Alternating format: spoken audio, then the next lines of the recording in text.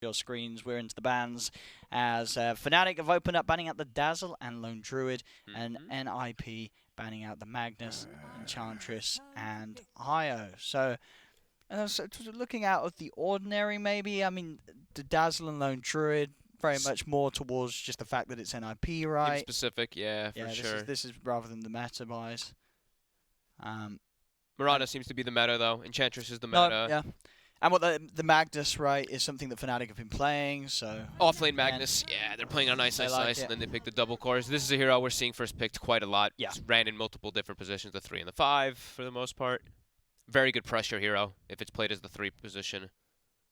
And you were saying yourself is a hero that can sort of dissuade an outpick, you think? Because it's one of those heroes that can sort of bully him in the lane? I don't know, maybe. I'm not too sure yet. I was thinking about that this morning because everybody's trying to figure out what ways to shut down these safe lane alchemists. I think Ogre could definitely be one of those. He's what is he? He doesn't care about acid spray. He doesn't care about. I think he's one of those that could probably. But we got the SD Lesh. This was also super popular. Shadow Demon most picked at the tournament so far, and Lesh also just on a crazy rise. So much damage. It seems like all these early game heroes that just have lots of damage built into them naturally are just becoming really popular. Your Gyros, your Lash, ETs, right? Sure. But it's an opening that NIP probably would have seen as being an option. So you would imagine that PPD is going to have an idea right already. Yeah. As you say, SD, it's popular. Everyone's playing it. Everyone's playing the Lash. You know that it's going to come up. You're going to have an answer. We'll obviously have to see if it's going to be good enough, and see what NIP's approach is going to be towards this sort of opening with SD Lesh. These combos are so crazy because, I mean, it used to always, we've said it so many times, right? It's old classic, Shadow Demon Lesh, very easy to do combo, but Soulcatcher just is a ridiculous ability. Yeah, So I mean, that's the thing, right? Because Lesh on his own, early game, just outputs a ridiculous amount of damage. You can get on top of someone with the Edict. It's just so much damage that having that high physical very early on is very hard for a lot of heroes to deal with. As you say with the Soul Catcher, it's pretty much guaranteed kills if you can catch heroes out alone. So we asked for this one a lot. We did yesterday. Right? We were seeing a lot of Nyx Lesh. and Pugnas, we were hoping to see they're those. the two heroes that do the best against it, and I would argue, the Nyx Assassin out of the two, Nyx and Pugna, is just a little nicer, right? Because you always are gonna see this hero can't control. You can't control your damage on Lesh. You're always gonna get Spike Carapace. Exactly, 100% of the time. And it's that hero that's it's not going to be a mid hero, right? You're not having to counter the Lesh with a mid pick. You can do it with the support. Yeah. So it still leaves the way that you want to play the game much more open, because you don't have to designate that mid spot to just be like, all right, we want to throw a Pugna in because they do have a Lesh. Yeah. You can leave it up to the Nyx Assassin, and I agree. I think the Nyx in itself just has across the board many other ways that make the game very hard for Lesh to play. For me, it just feels less risky. I feel like the Pugna just feels risk. It just does, especially after we saw it yesterday. You die a couple times, and even if you're versus Lesh, Lesh can just run at the Pugna as well because you can't protect yourself. So I mean, I like the Nyx much better. And hey, who knows? Maybe NIP feel that the Lesh is such a threat that they even go down the road of picking both. Definitely. There's no reason not to. You do have two. Could be two supports, or obviously the Ogre. Probably more likely to be the 3, I guess. But these two heroes don't really offer much tower push, and Pugna is going to be the sort of hero that can at least add that to the draft, as well as being good against the Lesh. Broodmother. Yeah, you got to ban out against NIP. Yeah. We're seeing Brood still get those free wins. And NIP, that's a team you've got to watch out. They're pretty good with the old Brood, and they are one of the teams that have a lot of good players on the Brood as well. You think the 33 Brood, but we know Ace. He's a bit of a micro man. He can slip it in, and I'm sure Father Brood maybe less so, but I'm sure he could probably do it. Yeah, I mean they absolutely play it. Yeah. In several roles. We're seeing the offlane being targeted now by NRP. Omni, Centaur, out of the draft. 2 beefy strength heroes too. The Nyx Assassin just doesn't. I mean, Centaur you can actually play around because you have the your Carapace into hitting him when he has Retaliate, but yeah, these 2 heroes just are not great to lane versus if you're a Nyx Assassin. Like, you just don't do anything. And tricky for the Lesh too. Omni in terms of keeping people alive, and Centaur just this other threat of easily being able to get on top of the Lesh. Yeah. Suddenly you're running around with Yule's Scepter, Kaya, it doesn't matter. You have to have the BKB, otherwise every time that you show, Stampede's out, the Nyx is setting up, and Centaur's going to be there with the follow-up. And what? Sorry, what am I about? Nip banned the Centaur. I'm waking. It's 9 a.m. It's 9 a.m. I was like, I got where you're going at first. But then you're like, wait, hang on. I was like, what? Yes. Yes. Well, I think Centaur and Shadow Demon has always been one of my favorite combos. Yeah, And even yeah, better now yeah. with the Soul Catcher. You have Yeah. like just a super easy kill threat. Sure, yeah. Yeah, who stomped Double Edge early game is Yeah. one of the highest quick nukes to drop. Let's see, back to Fnatic. So what do they want about? What are they worried about? The life stealer, Okay, I like very that. strong against the Lesh. Even though we did see SD be very good against the life stealer, but still that interaction on its own. I think with the Nyx is the difference, because then you can actually use the Infest, and you can Yeah. make this global setup all Yeah. the time with the Nyx Assassin and Lifestealer. Makes sense to me. Sanking, another hero that we've seen being picked quite a lot, and I'm like, Fanatics looks nice already. Very easy, lots of stuns on both sides.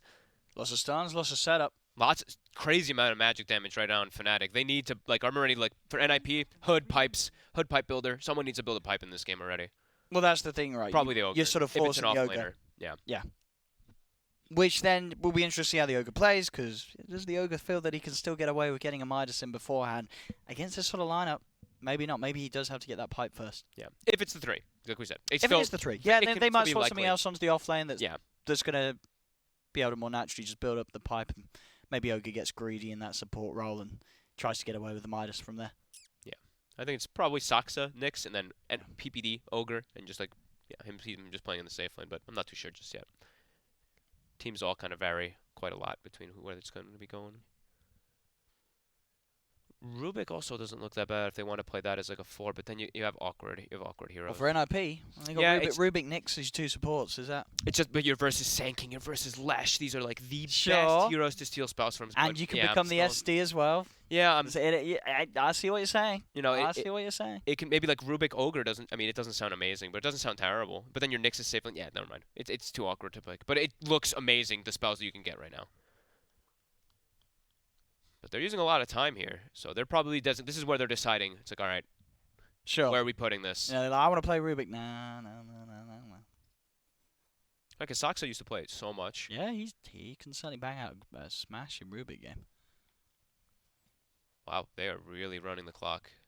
PPD, he's thinking hard, and he's come up with the Witch Okay. Doctor. So that's the decision they made. Yeah, we were saying like they're gonna decide their 3, 4, 5s, and now we know. So that's the 5 position. I mean, yeah, this hero I think is still fantastic. I mean, you've seen 3 heroes that don't really want to be building a BKB. Maledict is always going to be that crazy spell, along with Paralyzing Cask against heroes that don't want to get the BKBs. The heal's nice too, and it's just a And strong heal- laner sure. for Sanking. I think I saw. Sure, it sort of balances out the damage over time that Lesh is going to be kicking out. Yeah, I Fights. saw Vici run Ogre plus Witch Doctor, and the Witch Doctor had a couple levels in heals. I think it was Vici at least. It was at the end of the night, so I was just like trying to watch all the games. But it was a lot of healing. Like it was actually counteracting a lot of the damage, and this Ogre was insane because of it. Like he's so tanky, and then a Witch Doctor heal just constantly going on him. Yeah, I like Pretty it. cool. I like it. And yes, can be a strong laner versus the Sanking is. Ooh, that's Naga a nice Siren Root. Naga. There's nothing really for them to deal with illusions out of these 3 heroes on Ninjas in Pajamas. Yeah, they're gonna have to. They've got to pick some big sort of illusion killing cores. Ember. So much stun. I don't know actually. Ember's always like one of those that instantly stands out versus the Naga Siren. Zeus was one that you've been always wanting versus the Zeus? illusions, didn't you? Nah. No, not versus that that. wasn't me. Okay, fine. Zeus? No. Don't play Zeus.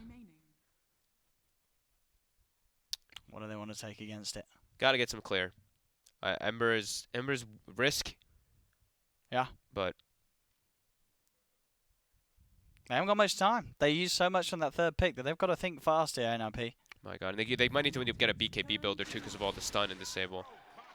Okay, so that's BKB builder, high damage, can clear, but will take time. And not necessarily a hero that you want to get the BKB that early on, right? You still need... I mean, what can you get away with going? What, Phase Drums BKB? Phase Drum... Or Phase Maybe. Dasher BKB? Maybe you could go for just the drum into the BKB. Sounds Yeah. kind of... but you might need to. It just that sends you a weird timing versus Naga. I think you think might you just do. have to I've get Maelstrom. Because you don't have that. There's no saving hero, right? I get with that Voodoo Restoration is Yeah. it's something, but there's no one that can disrupt you, take you out of a fight. You are going to be vulnerable when you're turning up. If your lineup around you aren't the first to land the stuns, as soon as if Fnatic are able to get in, That's the Ember ban. Okay, so I wonder why they didn't want to go for the Ember in the 4. I guess it's just because there's so much disable on Fnatic. It was Well, that is the thing, right? Yeah. like Even though Fnatic banned the Ember, right? yeah. Would they If have had NIP, if they did want the Ember, they would Yeah. definitely have picked it over the Gyro because there's no way that Gyro is getting banned. Maybe they wanted heroes that can benefit from Bloodlust, and Ember doesn't really benefit from Bloodlust. He gets the movement speed, sure, but the attack speed is kind of mediocre on him. Maybe. I'm trying to think. Because Gyro, Bloodlust is incredible, right? So. IP's turn to pick. Ban the TA. Which is it gonna be? What about? Could they go morph, build Ags, become the Gyro, win the game? Versus too much. I think SD. You know, double flat cannon. so Goodbye illusions. So much disable. Shadow. You think you Demon can't do the morph? doesn't feel. It would be weird having the morph and the Weird Gyro with on the same Gyro. lineup. It's too slow. Yeah. Oh, the Alchemist was still there. It was still there, and they'll take it. They'll take that one as the final one. Oh, the Alchemist was still in the pool. Yeah, it was still there. It was forgotten about so far this draft. No one had touched it. So they get a 5th pick Alch. There is a Shadow Demon versus the Alch. I feel like that's one of the good ones. You soul catch him and you chunk him down. They have a lot of disable too. High damage.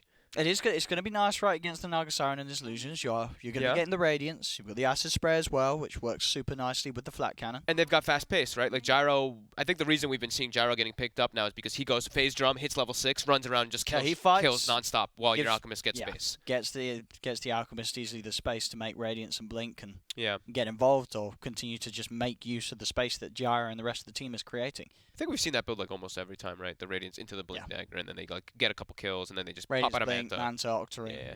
standard stuff from the out. Let's see Fnatic, final pick, still needing that, what I would imagine to be that secondary core.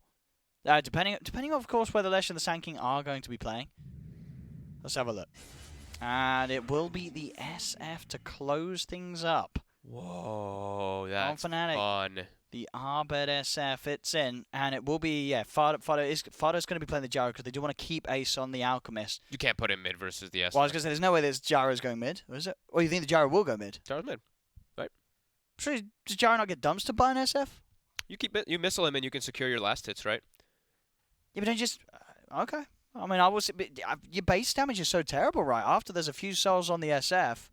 I've just been seeing the rise of the gyrocopter, at least inside the middle lane and everything like that too. We'll People have see just how been far they running can it. do. See Yeah. how far they can do against Arbed SF. Okay, so let's say Jabs, Naga Siren. There's a lot of damage on Fnatic. A lot. Lash, Sand King, They SF, have a these lot of threes. ways to blow up these heroes. I mean, Right? Alk also, is not a hero that wants to be buying a BKB that early. Gyro, as we say, you're going to need it, but it does slow down sort of the other ways that Gyro wants to play the game, get those early damage items like the Maelstrom and the Ags in a Dream situation. There's definitely, there's absolutely ways that Fnatic just blow up most of these heroes. They've got so much magical burst and early game damage output. The big question is like, how is SF good, right? Like the hero overall, is he actually? I mean, it's an Arbed SF. There's a Nyx Assassin though, right? Like it's pretty tough. You get Carapace always, like any type of disables too. But I mean, it's a lot of damage. I just feel there's a world where Arbed can just handle Fardo in the mid lane and get that early lead. But we'll see, because as I said, I've not seen Gyro versus SF that much in the middle lane, so we'll get to see firsthand how it does pan out. Yeah, because I feel like I used to see it. I feel like I saw it. It's been a long time. Is the missile spam enough to stop the SF from being able to out CS the Gyro? I feel like SF should win.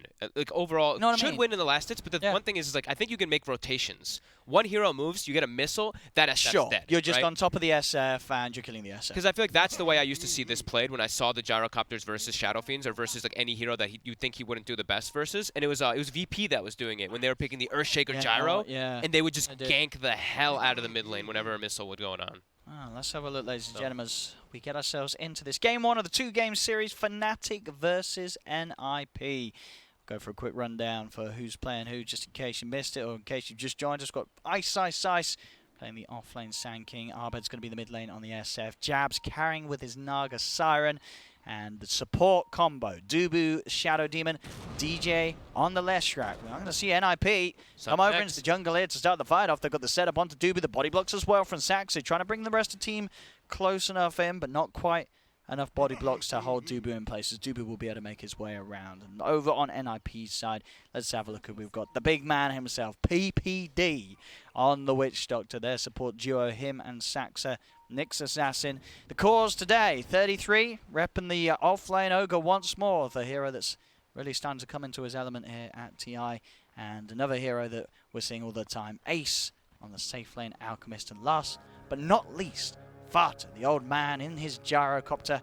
He's ready to go. And we'll see if he does. I mean, yeah, he's getting put tango. He's going to be in the mid lane. And we'll see how he does against Arbet's SF. We'll go for the runes here, but down bottom. Gets caught out for the stuns. And indeed, those level 1 raises, that will help them get the damage done to get that kill. Get that first blood. DJ the one to claim it. He'll get that extra bit of bonus gold. So I see he started with boots on the Nyx Assassin, so I think that just means I want to move around. I want to move around from lanes. I want to move around quite a bit here, so I would assume that he's going to be trying to make moves onto the lane in the mid lane to get some gank set up. Yeah. All right, look at how these lanes play out. DJ now looks like he's playing a Corlash. He's playing bottom lane alone. I was going to say, all right, these lanes switch up. And it's one of those happy moments as a support, right? When these lanes are happening, it's like, okay, I'll take a solo wave on my own. I mean, this is how you just transition immediately. He's alone. Nice. It's a bit of harassment onto Ace.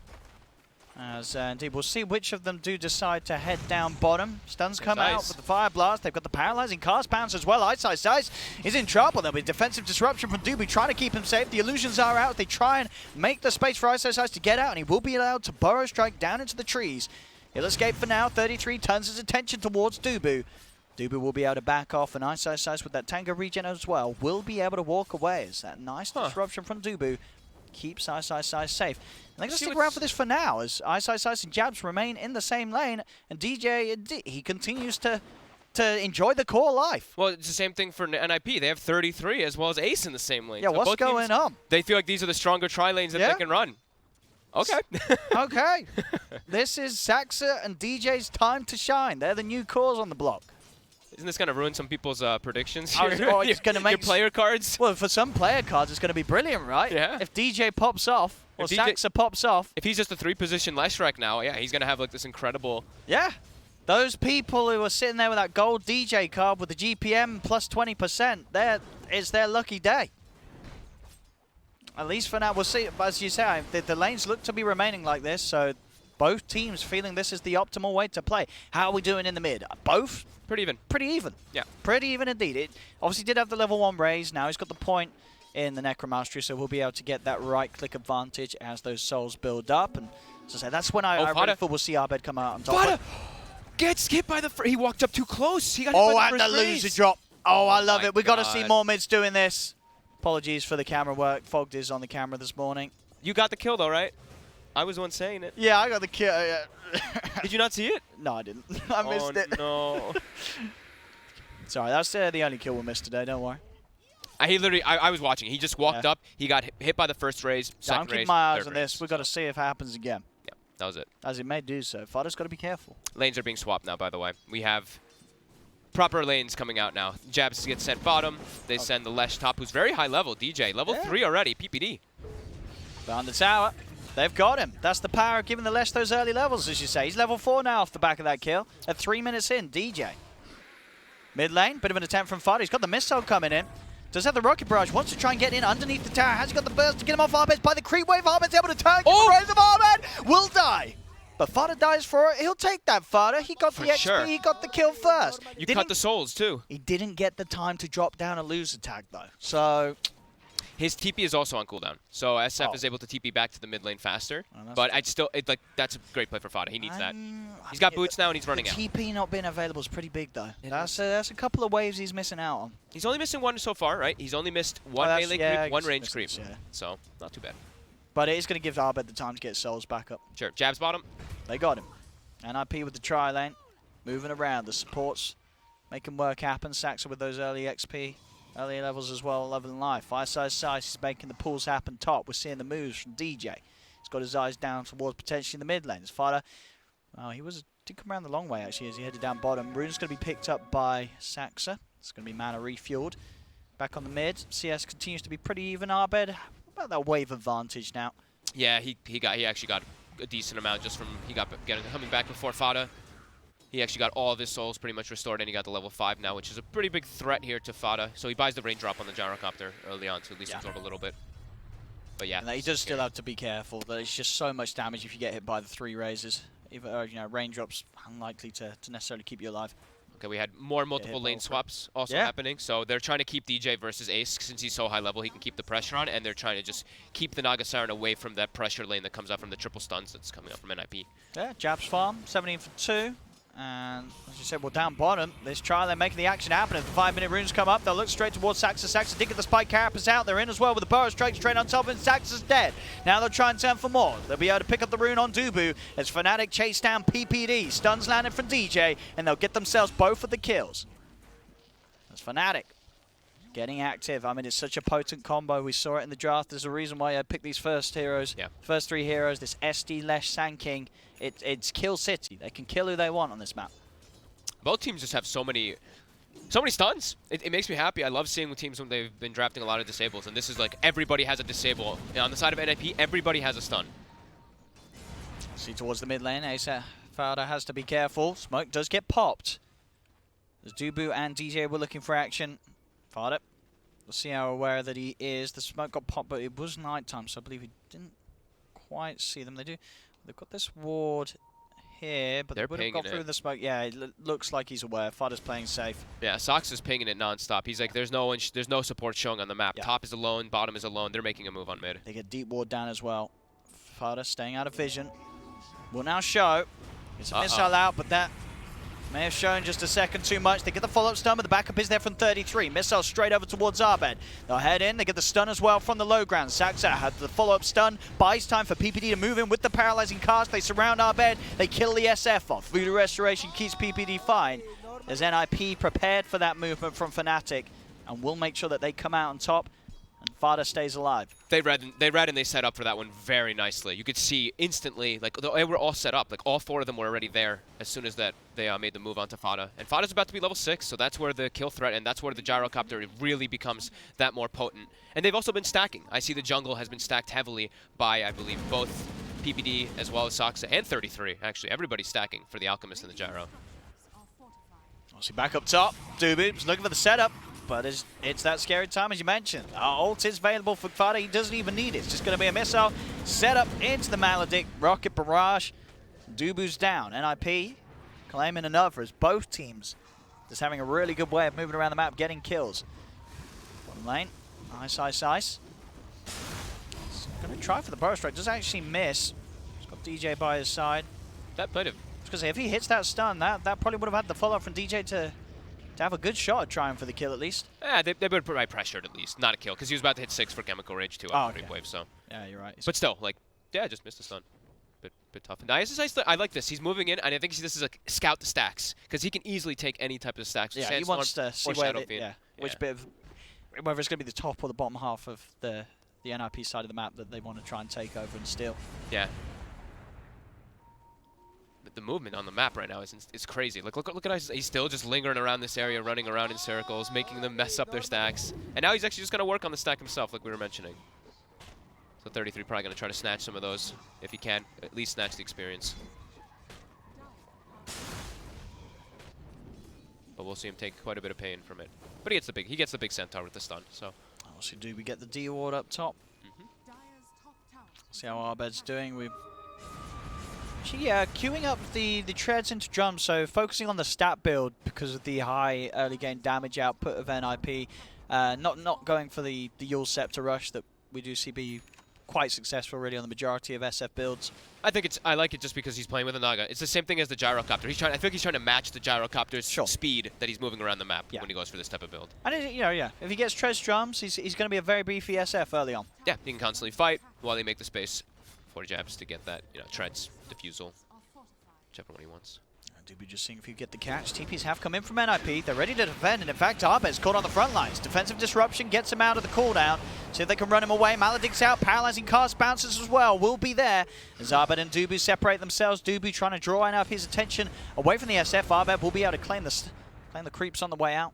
Beautiful disruption. And it will be a way out. He gets out. He gets away from that attempt as NIP not quite having the follow-up control after that disruption. Yeah, That's the thing. It's like SF, he's going for the build to try to match the gyrocopter, but in those situations, like, you're just dead. If you don't have that disruption there, you're so squishy. That's just the problem with the hero that's always been there.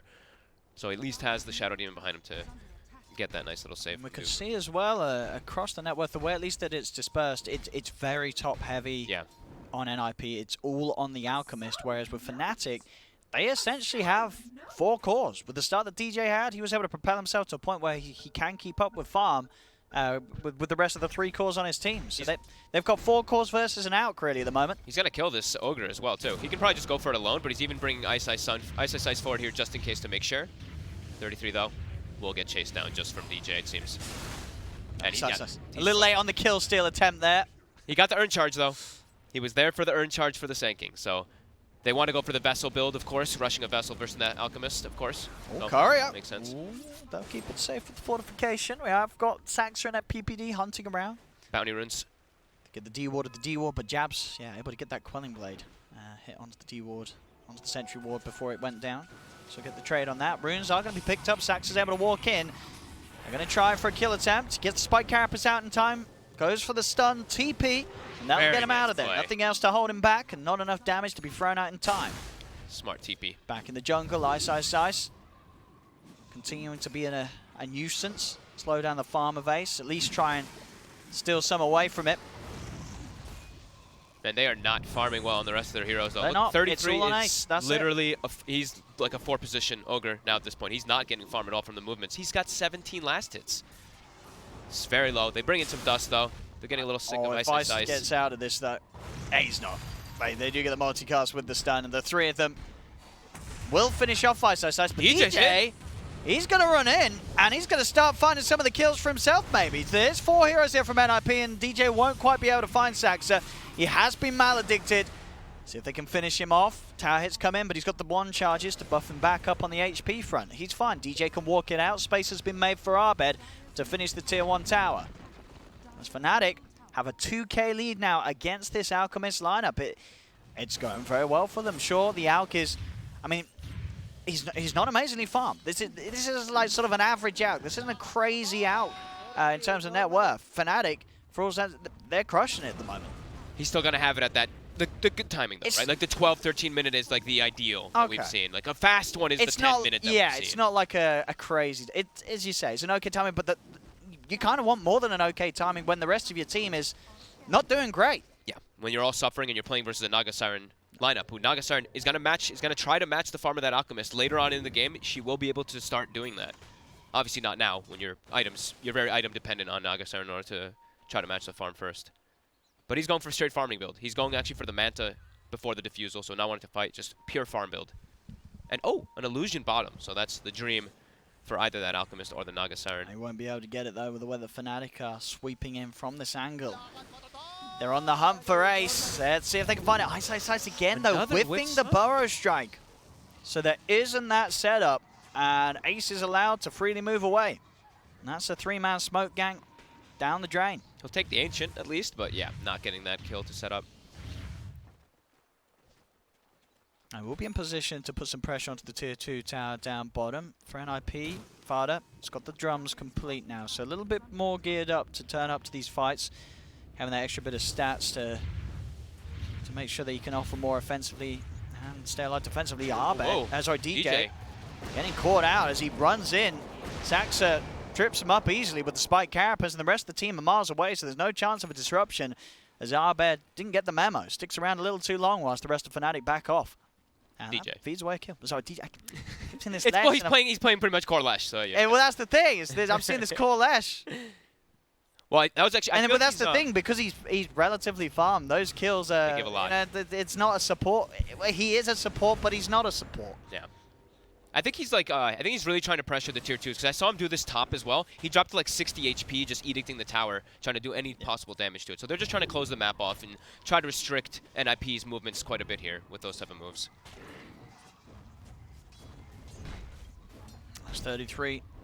Still trying to struggle his way towards his first item. It's going to be the hood pipe, very much needed for the team. It's not going to be quick. Saxer, Meteor Hammer build up for the next assassin, and there's that Radiance done. You said it's not a bad timing, but it's It's not a record. Yeah, it's not a record breaker. Yeah. You're getting pressured a lot as Yeah. an IP. There's for sure. and there's a lot of pressure on Ace to catch it up and step that farm as he's the driving force at the moment. As Fada's in an okay position, but 33 very much lacking behind. Bottom lane, DJ and Abed. DJ will die, but Fada dove deep for that kill onto DJ, and Abed is able to clean him up because of it. It will be a rushed BKB build for Abed, it seems here. How's Fada doing? He is also, like we were mentioning, needs to go for a rush BKB on the gyrocopter. Absolutely. Phase John's BKB. I I can see Ice actually get the solo kill. Yeah. Epicenter being used there to pop PPD. I guess the one thing that they have that they can like be reliant on, that they have this Alchemist with the gyrocopter, is he can give the Aghanims to the gyro after BKB, and he can go for that Maelstrom, and then he actually has ways to deal with the Nagasarn and match in that farm. But yeah, at the moment, it does seem like Fnatic having a decent amount of time just being able to keep this pressure up. Are they going to be able to contest these two top runes, though? Because as long as NIP is trading the runes, they're pretty happy. I'll do it. Setups there onto Saxa. And Spike Carapace won't keep him safe, as they can easily wait it out with the net, get themselves the kill. Bottom, Abed is going to get caught out. Oh, He's running. he's running. going to get caught. Well, they got him. Contesting for these bounty runes is going to be pretty much everything to bring NIP back into this one. I mean, I'm saying bring it back just because they have only the Alchemist at the top, but they're still pretty much tied in that net worth. But you want to be more ahead. Oh, yeah, you're going to outline them. Yeah. You don't want to be even net worth. But do you see what he's building? You want to be ahead. We talked about you don't want to get an early BKB on the Alch too, right? And yeah, But you he's kind of need to. In You this kinda, one. he realizes, you know, Ace, he's a lot of the power of NIP at the moment. He's got to get involved if they want to successfully hold back the early game advantage that Fnatic's got. And Ice again, getting PPD, same sort of area. This time doesn't even need the Epicenter to get that kill, and that will secure the money for the Spirit Vessel completion. So now they will have that vessel done against the Out. More reason to get that BKB online as soon as Ace can. Yeah. BKB Manta game, looks like for Ace. Maybe even BKB Manta and getting a Maelstrom Mjolnir for himself. Could definitely be a possibility for him to get a Mjolnir himself this game. Yeah. To scale up versus that Naga. DJ constantly forcing in lanes, trying to put that pressure on to just get those towers taken out. And they're just always keeping the map on NIP's side, it seems so far. This time, Ice will land the burrow. They Into catch it, Saxa out trying to soak up some of the action coming into that top tier 2 tower. Zabeb, Ember's Rune in the bottle. We'll see if he can make anything happen with it. Does have 31 souls and the Requiem. Fada, he's stepping in. Abed, he's trying to find the position. Fada keeps getting on the move. Doesn't get the perfect hit with the Requiem, but doesn't need to. Jabs is there with a follow-up control. And Fnatic get that kill as Abed strikes from the shadows. Very nice to set up there. Fada peeking his face a bit far forward. Hey, he went all the way down here. Where's the rest of his team? About 20 million miles away. Yeah. No one else was there. Risky farming spot for Fada to head into. That's like always the risky farming spots. Like even when you're on the opposite side, when you're on your high ground there, you're always like, they're going to gank me in a second. But he steps very far forward into the river. We talked about how we wanted the Ogre to go for the pipe build in this game because there's so much magic damage. Yeah, he's going for it. He's got the hood. And I do think that NIP, they can look to take some fights around this, the Ace timing with the BKB. Yeah. I think, across the board, NIP have definitely done the right iron builds, getting these BKBs on. Yeah. They cause Ace out. Gyro, not too far away from it either. Fada, he will get a decent timing too. When they have the double BKBs, they have a great timing to be able to just try to run it Fnatic and take some fights. But Yeah, they can definitely take them because they do have good damage with the gyro and they have that maledict. yeah, they're just having trouble pushing their lanes out. They've got bottom pushed out really heavily, but look at top, look at mid. It's been the story pretty much for the last, I would say like the last 8 or so minutes, 9 minutes. Fnatic's just been shoving the waves in constantly, which limits NIP's chances to actually make these aggressive moves. Now they get down, they got the bottom lane pushed out, so they get these deep wards down, so maybe they can make some plays around here. But the top side, it's really tough for them to get pushed out of there. Smoke up here from NIP. Looking to make their BKB out involved in the fights. He's got an Arcane Rune as well, so that's like the absolute dream here for him. Smoke will be popped as Dubu, Dubu. in position on the high ground, does put an end to it. They'll put an end to his life. It's not the big kill that they were hoping for, as the rest of Fnatic will be given the time to get straight out of there. So only Dubu going down there to that smoke. PPD finds the wards too. He's like, why is Dubu here? He's doing something, and yeah, he checks the ward spots. He even uses the courier to check that high ground, and he's even going to check the secondary spot. So he's going to get both of these D wards here for PPD. Nice amount of gold. And now there's no vision on the map at all for Fnatic. That was actually their only wards that they had down. That's very true. Whereas with NIP, they have a lot of coverage on this bottom half of the map. It's as good as theirs. They see every single movement coming in on the bottom half.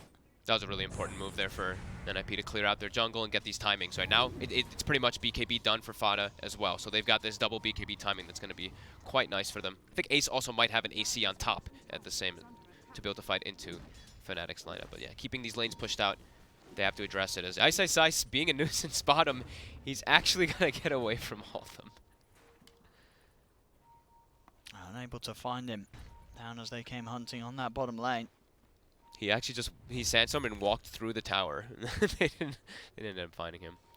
20 minutes coming up, time to strike. As Fnatic have to make sure that these bounties don't go the way of the AUK. Yeah, they've got to timing themselves now too, right? BKB's done on the SF, and now they have Diffusal coming out for Jabs. So now Jabs can get involved. Now Jabs can actually be a fighter as well for his team rather than just a farmer.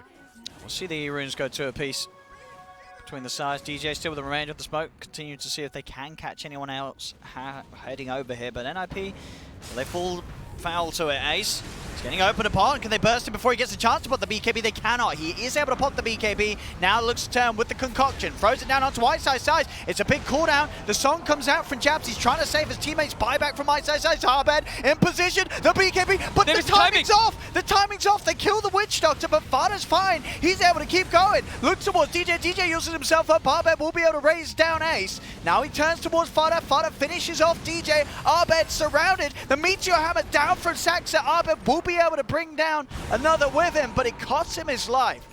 It's a 3 for 3 there. The combo not quite perfect from Fnatic, as that could have certainly gone a whole lot better for them, but it doesn't go terrible as Harbed is able to still bring down a lot with him, including the two main cores of NIP. Who got the big gold at the end there that's in this fight? Let's take a look. So Fada got a decent amount. Abed got quite a lot. I think 33 got a crazy amount too inside of the fight because he just finished up a full Midas after that. So he had the hood, full Midas now, because he survived to the entire end of it. So that's going to be really nice for him. As didn't get the multicast though. Time to sell it and buy another one. He should have primed it more. He should have casted some spells first. Does that actually work? I mean, people say it does, but let's have a look. Saxa. We found Ice. He's not messing around. He says we need an epi for this one. Just get the job done. Fada and Ace unable to strike back in time. DJ getting away, but Dubu will be found out as PPD drops down the Death Ward with the help of 33. They'll stun up and take down Dubu. Game stays. I mean, the game stays close. It's 17 to 14. It's close, but there's an AUK on one side, and the AUK lineup is not massively ahead. So you still do have to feel more comfortable with the way that Fnatic's playing this one so far. PPD's found. Ace trying to strike back. He's moving in with a concoction onto Ice. DJ with the Yule Scepter. Holds back the AUK. Fada's turned up. Drums and pop. They want to continue to chase. Ice. He's got another Burrow Strike. Will be able to separate himself from Ace and Fada. Get away from the cooldown. Homing Missile connects. Fada trying to get in range with the Rocket Barrage. Is it enough? It is. Fada will still get the kill. That's a long time that Ice is dead too. 70 seconds that buyback could use.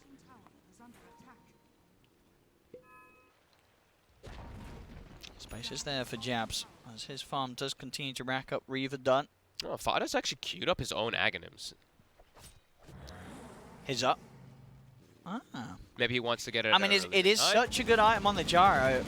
But even saying that, we are seeing some games where Gyros don't even get the Aghanims. And yeah, you say that this is a game where he has the AUK, but Fada favoring the item that much that he wants it ASAP. He doesn't want to have to wait until Ace buys it for him, which obviously isn't going to be soon because Ace, he's sort of the powerhouse at the moment. He needs to be building for himself rather than for the team. He's also building the carry build. If you looked at the talents that he took the attack speed talent, he took the damage talent. We usually see the concoction talent and the health talent taken from the Alchemist. He's building to be the right clicker, and Fada's building to be the tank. He even Fada took the health talent on Gyro, so you can tell he's looking to absorb damage.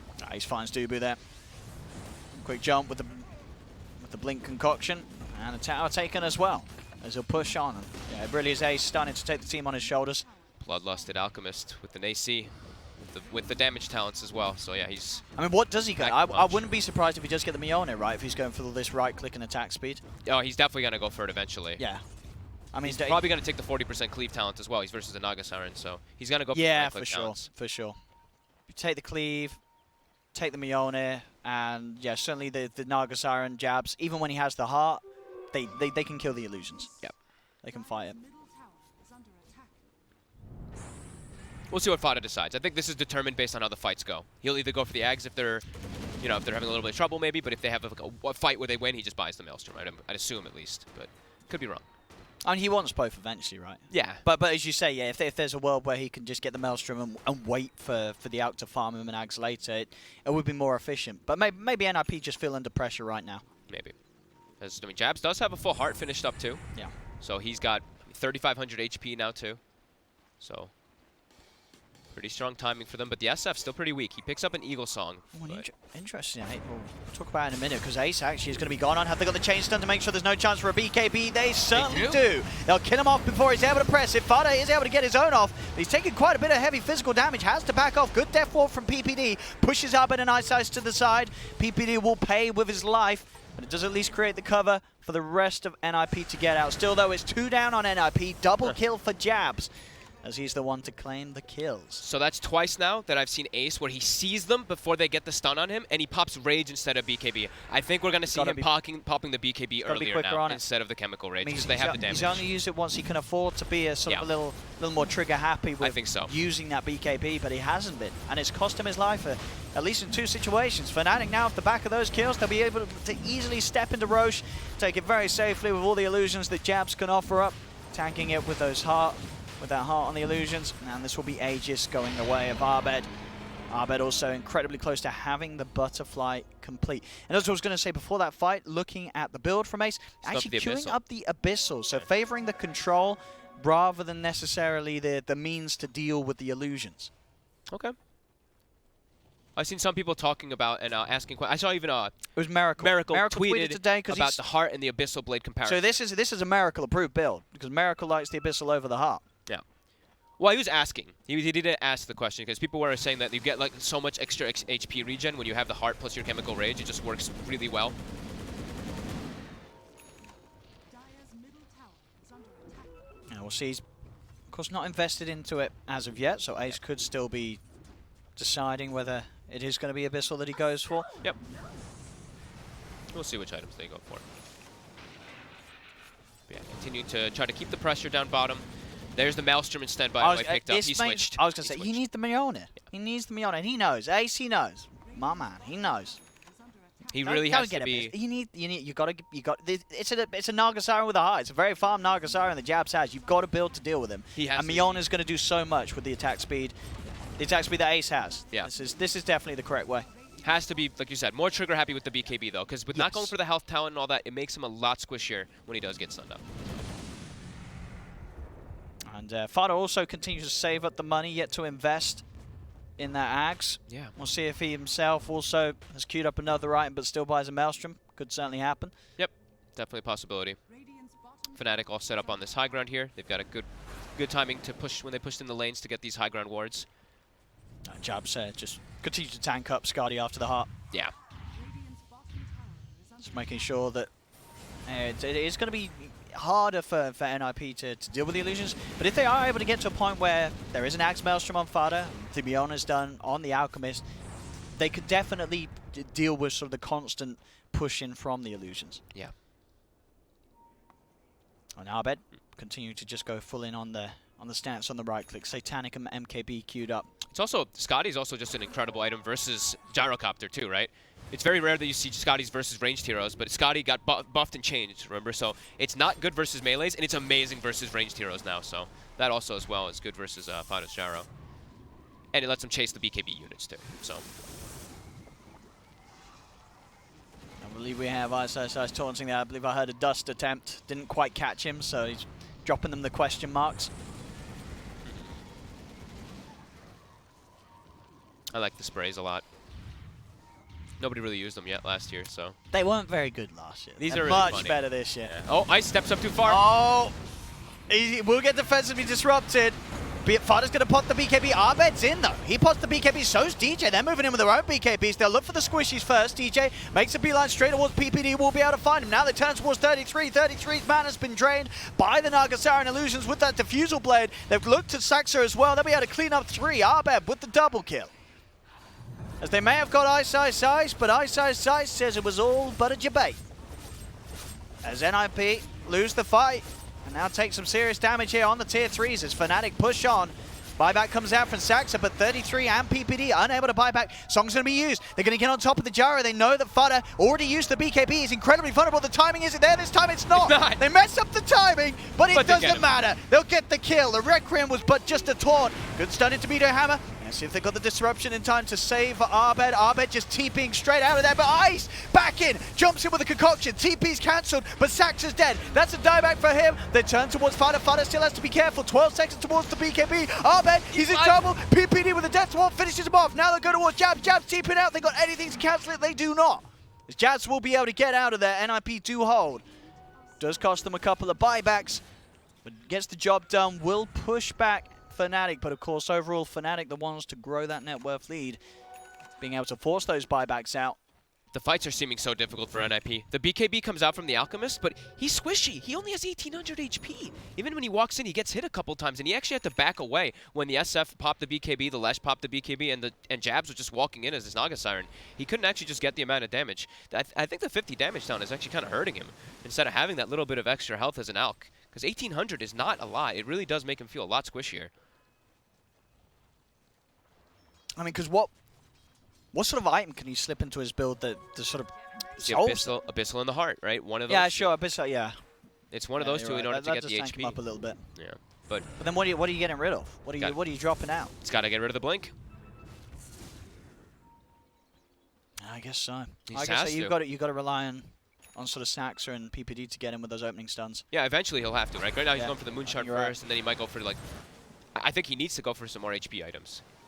I mean, and we are seeing as well, you know, Fada is building up his own Aghanims, but, I mean, at this point where Fada's still getting the Aghanims, is there not a part of you that sort of says, wouldn't it have been nicer if, rather than getting a Moonshard for himself, Ace would have been the one to funnel the Aghs towards Fada, and Fada could have just bought a Maelstrom himself? Perhaps, yeah. Because what's more scary, sort of getting Aghs Maelstrom on your gyro or getting Moonshard for yourself? I think you favour the Aghs Maelstrom on the gyro. We're going to see the jump in from Ace. Song comes out from Jabs. Going to put a stop to this, allow Dubu to step back, make some space, and Dubu will be able to get out of there to keep everyone safe and happy. Fada, he has got that Ice complete. Ice wants to go on this. He's going to get the jump. They got a follow-up stun. Fada not popping the BKB for now. Doesn't need to. The rest of the team not quite close enough. Dust comes out, doesn't clip onto Ice. He's able to hide in the trees. Ace is hunting with a concoction, won't find him. They'll pop down the Tinker Ward. They do see Ice approaching right now as Ice steps in. Maledict cast. It's out on him, but on the side, the rest of Fnatic, they're climbing in onto 33. DJ's in with a BKB. Runs past 33. He's getting the damage down on the PPD as well. Buyback comes out on 33. Ace tried to go for the concoction. Will manage to find a target, but Dubu's there with a dodge. They chase DJ with a rocket barrage. They will kill him off, but Jabs, he's still full health, full mana. Man to dodge the paralyzing cast. Turns towards PPD. PPD's out of mana. He's out of life as well. Potentially no the stun. Does hold back Jabs, but PPD's got to hide. Ace cooking up the concoction. Ready to jump back in. Forward. Gets the two-man connection on both Arbed and Jabs. Arbed being focused. Disruption. Gets him. Dubu again saving Arbed for now. Arbed's trying to run away, but the Radiance ends up taking him out as they'll kill off Arbed. Look towards Jabs. Jabs hiding in the trees, but again this ward gives them the vision. They'll land the Fire Blast, claim the kill. Double kill for Ace. Ice tries to come back in, actually whiffs the stun again, missing PPD. Will be able to blink out and keep himself safe, but NIP strike back as Fnatic try and force a fight. But Ace with some fancy footwork, diving in and out with the Blink Dagger. And then that big play at the end, catching both Arbed and Jabs with one concoction, sends the fight in NIP's favor. They actually were able to split it up so nicely, right? Fada ran left and dragged some heroes with him while Ace went up top to the right. So they completely split the fight up, and then Ace was able to get that reset, get that perfect stun out. Now he's got 8,000 gold. Now he can buy both, right? He can buy what he wants. And the Aghanim Snap. Yeah, he's yet to invest, but Ace indeed. Keeping it cool, carrying the game. Yeah, that was a crazy fight for NIP for them to come back in that one. And when it looked like Fnatic, they really were starting to run forward with it here. They hadn't spent a lot of gold though. Oh, now they're getting picked off on the side here. Yules into the stun. Ice. He's got a one charge, but that will not save him. Or will it? No. Whoop. Or will it? He's got the missile on him. Should be pretty dead. I mean, the They'll make him work for it, missile though. alone won't kill him. Fnatic can't get in here. He's There's gonna have a TP. Wow. He can't get in it. The, Yeah, the just trees are survive. blocking this whole area off, so he will escape. He's able to get out of it all. He didn't even taunt. Oh, there it is. Okay. I was waiting for Ice to taunt. You know it's coming. So in the last fight too, for Fnatic, Jabs had 6,000 or 5,500 gold when they went in to go for he that hadn't one had too. it So spent. now he just buys the full BKB instead of going for that Eye of Scotty or for It's that going to be Hex. strong. 10-second BKB at this point of the game. Yep. It's going to be very nice. We look at how's the status of the BKBs on NIP. It was 7 seconds. Sevens. Sevens. 7, 7, Stun 7. forward on 2. Nice, nice, nice. Whoa. Where'd Ace go? That's Ace dead and gone. Didn't get a chance to put the BKB again. NIP getting caught out when Fnatic come in with these quick jumps. As both Ace and 33 taken out. Ace does have buyback available. With 33, he's dead for 100. After that buyback play earlier down on the bottom lane, I believe, right? His buyback, yeah, still on cooldown for 5 minutes. He just got evaporated immediately. Yeah, Like I mean, as you said, this is what happens. If he doesn't get the BKB off, he's dead. he's just dead. Soul Catcher He's into dead, a stun. dead. And super dead. Damn. I didn't think he died that fast though. That looked like I actually thought he was the Witch Doctor. Yeah, I was like, wait, that he's was Ace? He's gone. Stun forward. Ice, He ice, is ice. gone. Did manage, of course, to consume the Moonshard and has now queued up the Aghanims. We'll see which teammate that's going to favour for first. But interesting as well, as we said, maybe talking about the potential of switching that Blink Dagger out for a stat-related item. He doesn't want to do that. He doesn't want to do that. Does want to hold on to his Blink, which, you know, as we keep saying, does leave him very vulnerable. All of the fights are reliant on him getting the BKB off. That BKB is going to get shorter in duration. Well, if he's able to use it, If of he's course, able to get it off, which he hasn't been a few times. Cost him his life. Doesn't want to buy back as well. He's back in 15. Will mean that they will have to concede the mid-racks here. Fnatic are able to take those away from NIP. Melee racks gone. They'll work a little bit on the range racks with the illusions, but they'll play it safe. Get back as Ace will respawn. As Fnatic keeping the net worth even. And in an out game, that's always good for the team that doesn't have the AUK. Yep. And they're gonna go continue that since they got that tier 3. They can go clean up some shrines, get themselves some more map control. Start pushing Jabs closer and closer to having the Hex. Arbed, he's got the full Satanic. He's going for just all these right-click builds. I like it. Yeah. Not sort of the build you get to see a lot on SFs. I mean, Yep. we don't see a crazy amount of SFs, but it's been a long time since I've seen an SF go for sort of the right clicks, just standing up build rather than these sort of jumping, using, you know, playmaking SFs. But it really is working out well for Arbed this game. Hey, I'm hyped up from some -5 presence aura armor. Minus 12 AoE armor versus this team is actually going to be pretty significant. I mean, Ace is just going to get shredded. Yeah. He does have the AC. Well, that won't be enough, considering his HP so low. So Sice is able to get out with the Burrow Strike, focus towards Dubu. They'll go for the support killer. They'll get it, but Dubu's going to buy back immediately, and still the rest of Fnatic's cores are ready to go. Sice in position on the high ground. Jabs gets caught by the stun here. Do it the follow-up. He needs help, but he needs it now. Missile Ned's too. going from Sice, but the BKBs this time from NIP are around in time. Fada's able to pop it as well as Ace. They will start aware of DJ tries for the TP out. He's too. going to make it up and go for the TP out, but the BKB wears off. They got the Yules. Ace, he's picked up the triple. He's going to be able to get my the God. fourth as well. It's an ultra kill for Ace. As this time, NIP, they have those BKBs out and popped. And that's when they're at their strongest. The amount of damage coming out when this out can stay alive, it's real. With the cleave, with the damage towers, bloodlust. with the right-click build, the Miyone, this man punches. And Wow. he just punched Fnatic back to the base. Jabs got chain stunned. He got hit by, what was the initial stun? He got hit by the next stun, into Meteor Hammer, into a missile, into a Fire Blast, and he wasn't able to get his BKB off. It's Still all 10 about seconds. getting if they can get those chain stuns, both teams. Holy it's moly. so tricky. And now, full Abyssal. He's got the Abyssal, and this is what we wanted to see, right? You say Abyssal? swap out the Blink, gives you that extra bit of HP, and gives you a further bit of stun, and that stun through the BKBs as well. Yeah, and he's about to hit 25. So you thought he was attacking fast before. If he wants to take that base attack time, he's which going he to take probably it. will, He's going to take it. he is going to be hitting so fast. Take it. He took it. Oh, yeah. He took it. Let's watch this. Let's look at the base attack time. What is it? Bam, bada, bing, bing, bop. 0.4 without using the Chemical Rage. So when he uses, oh my God, When it's he gonna be so uses fast. Chemical Rage. What's it going to be, 0.1? Give me the 0.16? numbers. Someone run the numbers on that. When he's Bloodlusted as well? Let's have a look. Well, we're going to find out in a second. Looking towards Roche, but Fnatic are prepared around it. Arbed's back in 12. They're Maybe just walking NIP up. can fight before Arbed's back. It's a 10-second window, not a very big one. 33 feeling very confident now because he's pretty tanky. He's got this Crimson Guard with the 40 Strength Talon too, so this Ogre can act as his frontliner really easily now. 11k gold lead. That swung incredibly fast there. As Ace, he keeps the blink. Just because how much work it's been doing for now. He just moves the phase boots for the time being. I can see, yeah, blink over boots. Sure. I can see it. I can see it. Especially, I guess, because you have the Abyssal, you are going to blink on a target. You blink on a core, Abyssal him, you don't need to be moving, right? You're just punching him in the face.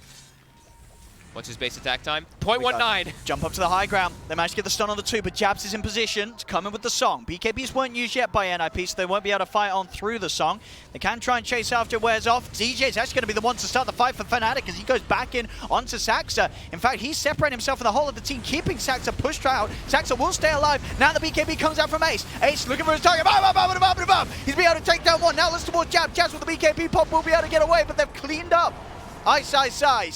Ice does have the buyback available. The rest of Fnatic just getting out of there. They'll be able to manage to get everyone else away from NIP. NIP have to play a bit more reserved whilst the BKBs are on cooldown. They're starting. You saw it there. This man punches. They're starting just to be too tanky, it seems like, on NIP. In the last few fights, they've run in with their BKBs on Fnatic, and they can't actually clean anybody up. Even though they've gotten the soul catchers off, it's tough for them to actually kill somebody. Uh-oh. They got him. All the stuns in the world. How quick things have turned in the other direction. They certainly have. NIP, they've got that lead now. Ace's build, it's in its element right now. Yeah, it absolutely worked. And Fada, who was struggling, bought the Aghanims, had no money before, has a full Satanic as well. They're all hitting their 25s. He's a tanky boy. Yeah. Doesn't matter if he doesn't get that BKB off. He's probably going to be able to live through that attempt on his life. Once he has it, of course, and at the moment he's yet to spend it. Would mean that he does forego having the buyback, as it's 200 gold away from having both. So all right, let's watch the Alchemist. Is he going for it? Is he even got a chemical rage for it? He don't need to. He's not even gonna rage. He doesn't need to. But we want him to. We want him to. But still, even without it, with that AC Miona, he attacks damn fast.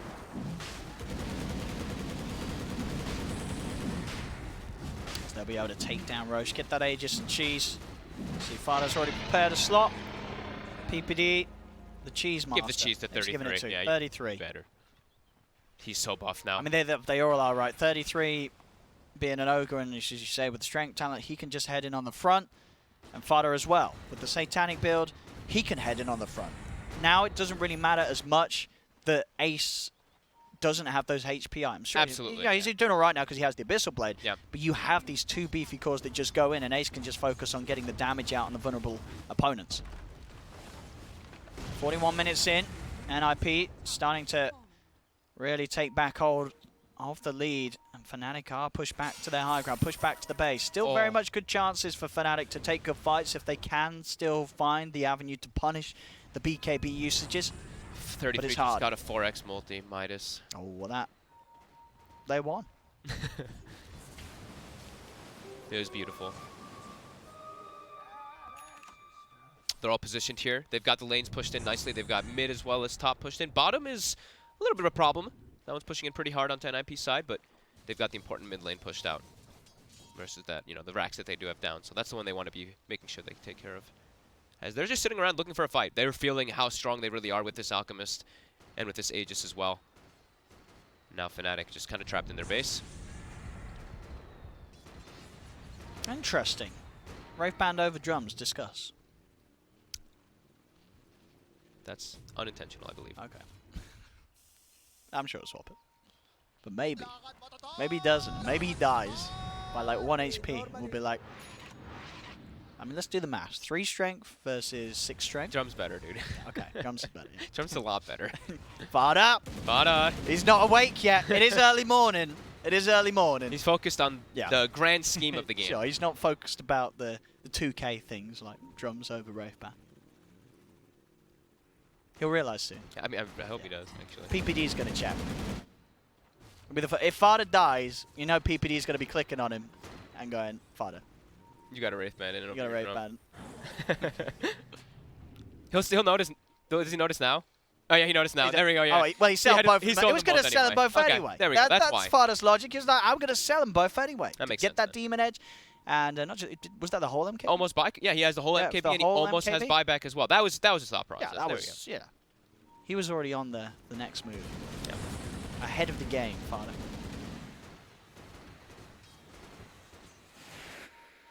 Now comes the push. Fnatic, they They are prepared, or at least as best as they will be. Oh, but not quite at that 25, which, as you mentioned, would be really nice for the fights if he's able to hit that 25. Feels like they hit a brick wall, even though they were doing such a good job of getting these kills, even on their side too. Just one fight, one mistake versus an Alchemist.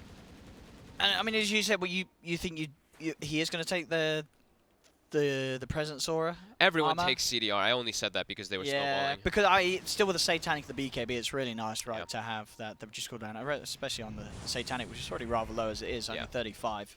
Yeah, for sure. Having lowering it by that 40% gives you comfortably for at least every creep wave, every push that's potentially going to come in. There's going to be the jump. Fada, nuke down low by the Soul Catcher. Quick pop with the Satanic, he's back up to full. The beauty about being able to lifesteal off illusions, the dream. When you couldn't lifesteal off illusions, it was so painful, but now you can just always Satanic and just hit them and you're fine. They're going to try for the smoke play here, Fnatic, see if they can catch off NIP. It's going to be hard with Aegis and Cheese on their side of NIP. It's definitely a risky one. Like, who are you jumping? 33's in position to sort of block off any of these attempts. And he's very likely to get the cheese off and be able to turn the fight with his team. So, Bounty Runes, all 4. All of them. NIP, they've got full control of the map right now. Did that go from 15k to 20k? I think it did. Moved, I think yes. Yeah, it was a lot of money. Yeah. That's And a lot of Ace money. gets an illusion rune as well on top. So And Ace is getting those Ags now. There it is. Who's it going to? It's got to be the Nyx, right? No, it's got to be the Ogre, right? No, they're all good. They're all good. eat it yourself. Who's he going to give it to? Who's he going to give it to? It's going to go the way... Oh, he's not giving it to anyone. 33, right? Yeah, 33. Okay, that's definitely the best one. Is it though? I'm sure PPD's making an argument for himself. He's like, dude, Gives me True Strike. I can hit the SF through. this is your on the high last ground. land, Ace. But here we go. They've got everything. They've got Aegis ticking down right now. That's the air. It's gone. It's gone. So that's one bit of a worry off the minds of Fnatic. Yep, Saksa doing a little bit of a slow push bottom. He's throwing the Meteor Hammer on the bottom tower while they siege mid. And there's his 25. He's going to take the cooldown, isn't he? Maybe though. I think he's probably debating it. Nah, he take didn't. the cooldown still. Everyone just Satanic's takes BKB, yeah. yeah. They'll buff. That means they're just going to buff the other one to like -10 presence armor at some point. Yeah, he's playing the long game. He's just hoping that Valve give it a buff. Yeah. Stuck in their base as NIP continues to grow their lead. 22k advantage. Vada rolling in the money for his next big item. How's our XP too? Whoa! Oh. They're out of the base. Nice. They're on The lead and ready to go. They'll get Saxa. He's got a Yules. I mean, he is Looking surely pretty dead. gone. No Vendetta will save him there as they have that vision.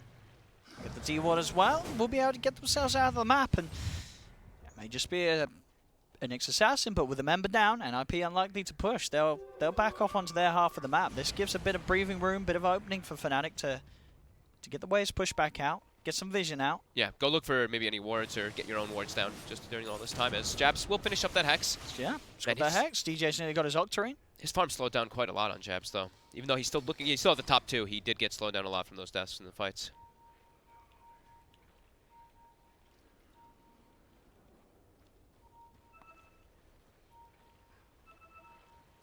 So they're all kind of just sticking together. Still a bit afraid, even though Sox is dead. They're just making sure that they're all grouped as 4. While DJ continues to push out top. Radiant are scanning. He's also very farmed on the Lash. Yeah. Making sure he has money for buyback and Yep. Octarine by the looks of it. Yeah, they're getting out. They're looking for the wards, getting their own vision down too. Yeah, NIP just waiting until Saxa's back in the game before they make any moves outside of their base. Yep, no risk. It's full pipe done. Finally finished off by 33. He's like, I can spare the gold to do so. I was surprised he didn't buy that earlier. Yeah. He didn't ever finish it. He just bought a hood from he likes the green. Yeah. Continuing to Midas his way towards a Hex for himself. Those multicast Hexes can certainly come in big time. Oh, yeah. Yeah, Ace is about to have another Aghanims 2 finished up, and they're just waiting. Now they can probably go and look once they push this wave out a little bit further. They've got bottom pushed out, but top's pushing it a little bit, but they're going to smoke and look for anything anyway. Fnatic expecting this. They're positioned on this high ground with a ward, too. 4 heroes bloodlusted at the moment on the side of NIP.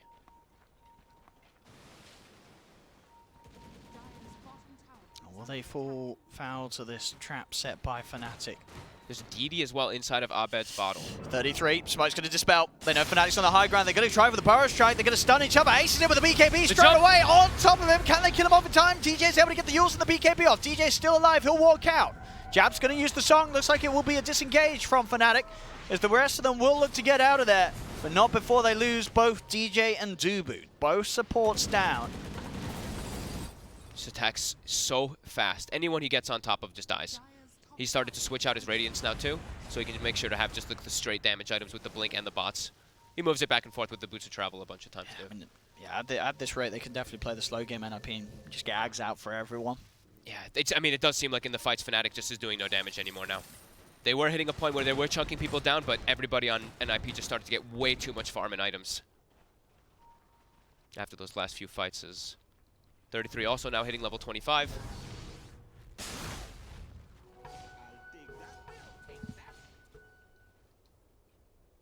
Which talent are you going to take 33? Are you going to take the move speed?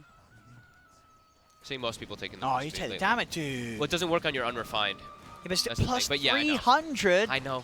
It's actually, he had the 300. He already been given the axe. He'll probably go for it. He should go. I'd assume he goes for it. But I'm telling you, I saw a lot of people going for the plus other one. 300, you get plus 300 and get a multicast. That everybody's dead. Yep, 540 times 4. Maybe you're right. Maybe the sensible one is the. I mean, Dude, he's just plus golden. 300. Plus 3. I mean, with the axe, right? It's like, but it doesn't work on the unrefined, unfortunately. Yeah, I said the axe doesn't matter. That's what you're telling me, right? But still, it doesn't. It's just plus 300 on one of your fire blood. Yeah, you gotta take. Good man. It's so good. But you're so speedy with the other one. Dude, but it don't matter. You don't need to run anyway if everyone's dead. I'm telling you, I was watching it. Yeah. I mean, I think if you take like the 100 damage and stuff, and you're a right clicker, you take the movement speed. But if you're gonna be like I this, don't know, you're a man. spellcaster. I think if you, I'm just telling you what I saw. 300 every time, dude. I'm telling you what I saw in the lots of the games that I was looking at the pubs. People were taking like all 4 right talents on Pubs. the This is ogres. professional Dota 2, Giannis. Professional players playing pubs. Yeah. Terrible professional players playing pubs. This is the right one. 33 knows. He's ready to blow some fools up with his fire blast. They got the Yules. Here we Connection go. with the stun. Let's Here see. we go. Oh. The second one did a lot. The first, the unrefined, you can see doesn't do a whole lot of damage. But No, yeah, not the in other one comparison is to plus 300 fire blast. much Sure. nicer. Continuing their lead, 34,000 gold, Abed's got his MKB. and his buyback as well. Yep.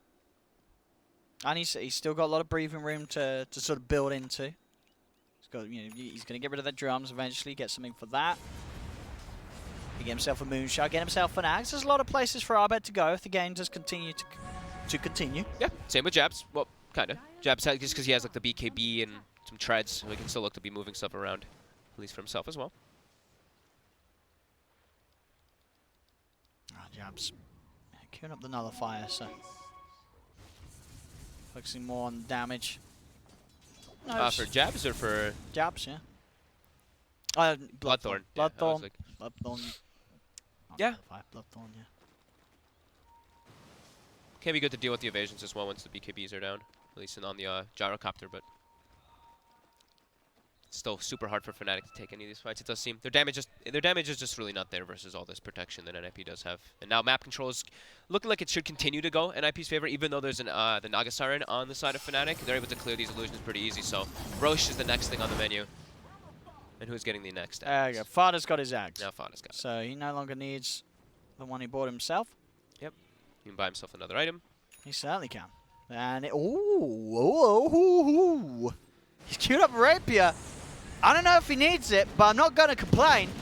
Wait, why was I saying them doing Roche? They already had Roche. Sorry. That's right. It's early morning. It's 9 AM. But yeah, he's queuing up the rapier, Fada. I mean, I guess he feels that they're really struggling to push high ground. But we love the rapiers. I think he's also just feeling like they can't kill people anymore on the side of Fnatic. If the fights end quickly, yeah. Let's see. Let's see if he gets the rapier close to the game, or if he gets the rapier and throws the game. Both of them will be equally exciting to observe. the rapier is only good on one of the heroes on Fnatic, while on the side of NIP, it's good on a couple. Yeah, that's true. I guess you don't really care if it goes their way. It's like stuff getting it can be Jabs painful. Jabs Jabs getting it's kind of sure, better. it's there. Oh, Done for it. Ice. Off the mark. he's going to miss it. So you have the Hex reveal to Fada, but not really able to do anything with it. There's no follow-up. Able to push on. Force out the fortification. Fada, of course, having the annoyance of his mana being drained by this consistent illusion pressure. ISO coming in again with the 2-man burrow strike. They're trying to nuke Fada down. Won't quite be able to kill him. Ace frozen. A concoction keeps jabs held right back. They'll take the tier 3 tower NIP now, moving on towards the racks. Range racks are claimed. They'll look for more. Another Hex out onto Fada. He's forced back to safety. Get the tier 3 in the range racks. 33 and Fada just sitting up there on the front line. They can't actually get to the back line. You see Ace is actually playing in the back, just waiting to get a single jump. If he gets on top of anybody, we see how fast he kills them.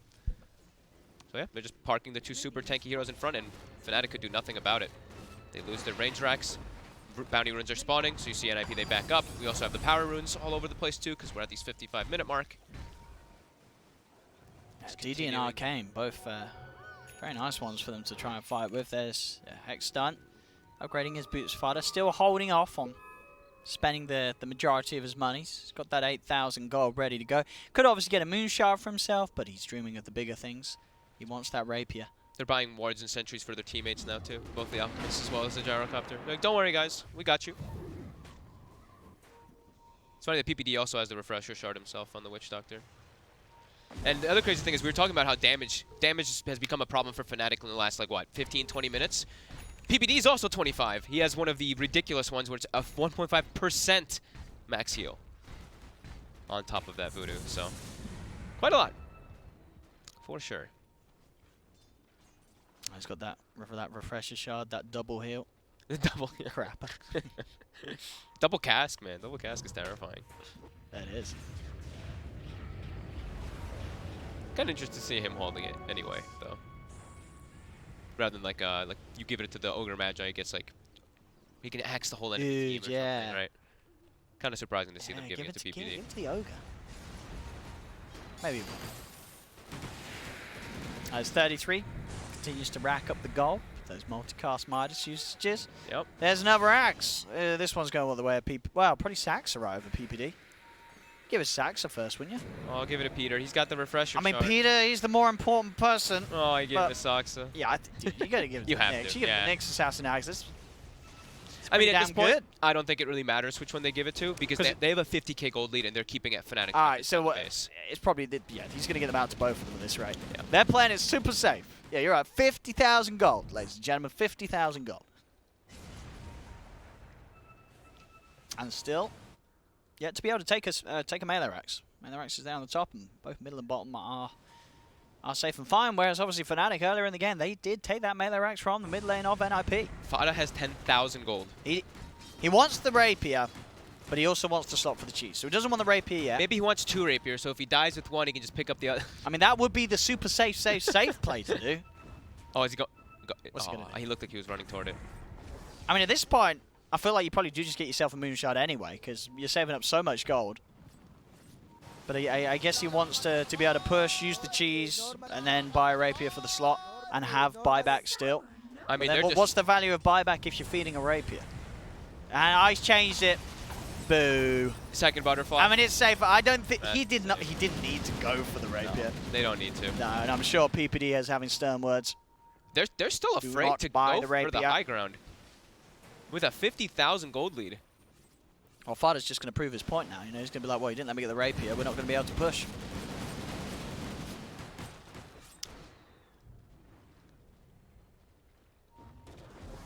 All right, butterfly coming out. Second one. Courier's going to get it. Keeping Fnatic just trapped inside their base as they pick up more and more items. And, ooh, Sox is still not 25, though. Is he one of the few? He's the only one on his team that's not 25. Indeed, the double butterfly. It's a beautiful sight. It is. You don't get to see it often. They have MKBs, though, and they even do have a blood. It's not. It doesn't matter for me here, doesn't it? How much evasion is that in total? 57% evasion. It's a lot of evasion. The illusions are going to be pretty... I mean, the illusions haven't really been doing too much anymore for a while from the Naga Siren, but now they're not going to do anything to Whoa! it at all. Jump forward. Ice. He's in. He's hexed. Pick up his pop. Takes him with the Abyssal on. Ice is dead. DJ's got to try and get out there with the BKB. He's trying to hide in the trees, turns with the stun, manages to get PPD, but they're chasing him. At the same time, off to the side, Fada's running in on Stupid, but Fada, he's been hexed. Abed, jabs, they've got the damage, they'll kill him off. That's going to be Fada dead and gone. They put the BKBs to Song as well, as they'll retreat. And they'll know if they can just keep it cool, NIP aren't going to look to fight or push with the Gyro dead. Sure, they did get 3 themselves, NIP, but it's probably going to be another 2 minutes where NIP aren't going to push because Fada's gone. Fada got split by himself. He went left, the rest of the team went right. But the rest of the team, they take 0 damage. When they're around PPD with the Voodoo Vest and Restoration, they actually do not lose any health from anything. They were eating the Pulse Nova as well as Edict, and nobody was even taking down.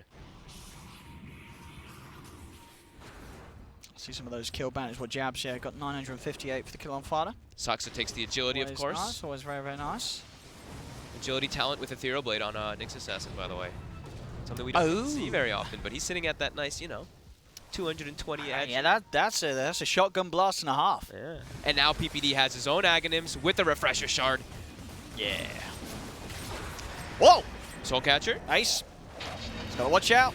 Oh! Sort of force back up to the high ground. He'll take it though, so we'll manage to finish off the tier 3 tower. Sax is able to creep a little closer. Look how fast he heals when he's next to PPD. Pop the BKB for this push. He wants to try and finish off the racks, but now he's got to be Focusing. careful. Buyback comes out for DJ. The BKB's going to wear out Super Ace. Ace tries to stop, but Ace is dead. Ooh. He committed with the BKB just to hit the racks, but it's a low duration BKB nowadays. He's used it a lot, and that leaves him vulnerable. He's dead. DJ's able to chase down PPD. That's a buyback and a half from DJ, as he'll be able to set up for both of those kills. Very nice, yeah. Super nice buyback. I mean, right? that was a little too risky, right? You're hitting the racks and you're popping BKB to try and force that melee racks.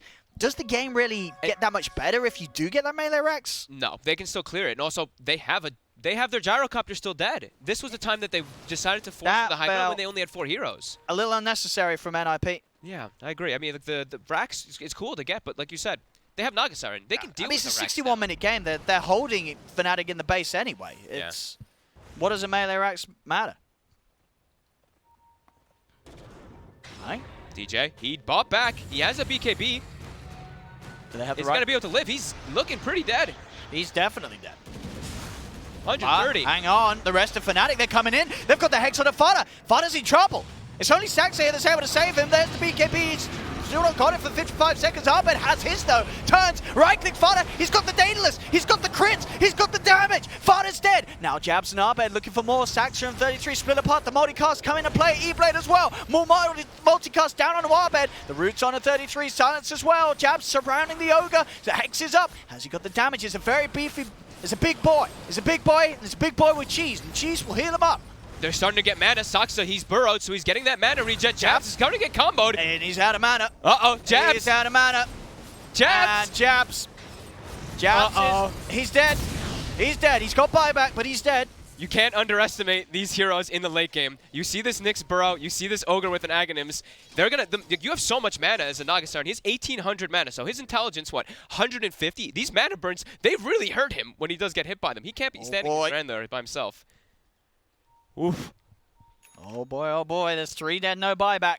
That's the difference when you see the 60k gold lead, is that everybody on NIP is incredibly buff. I mean, is there not a temptation to just buyback on Fada and end the game?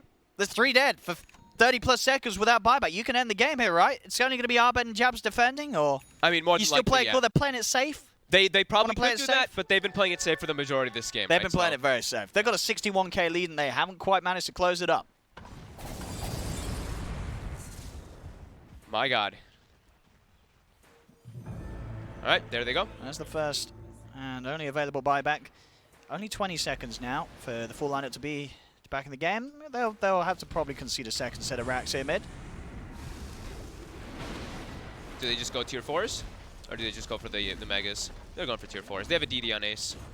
I mean, they take these They kill it very fast. quick.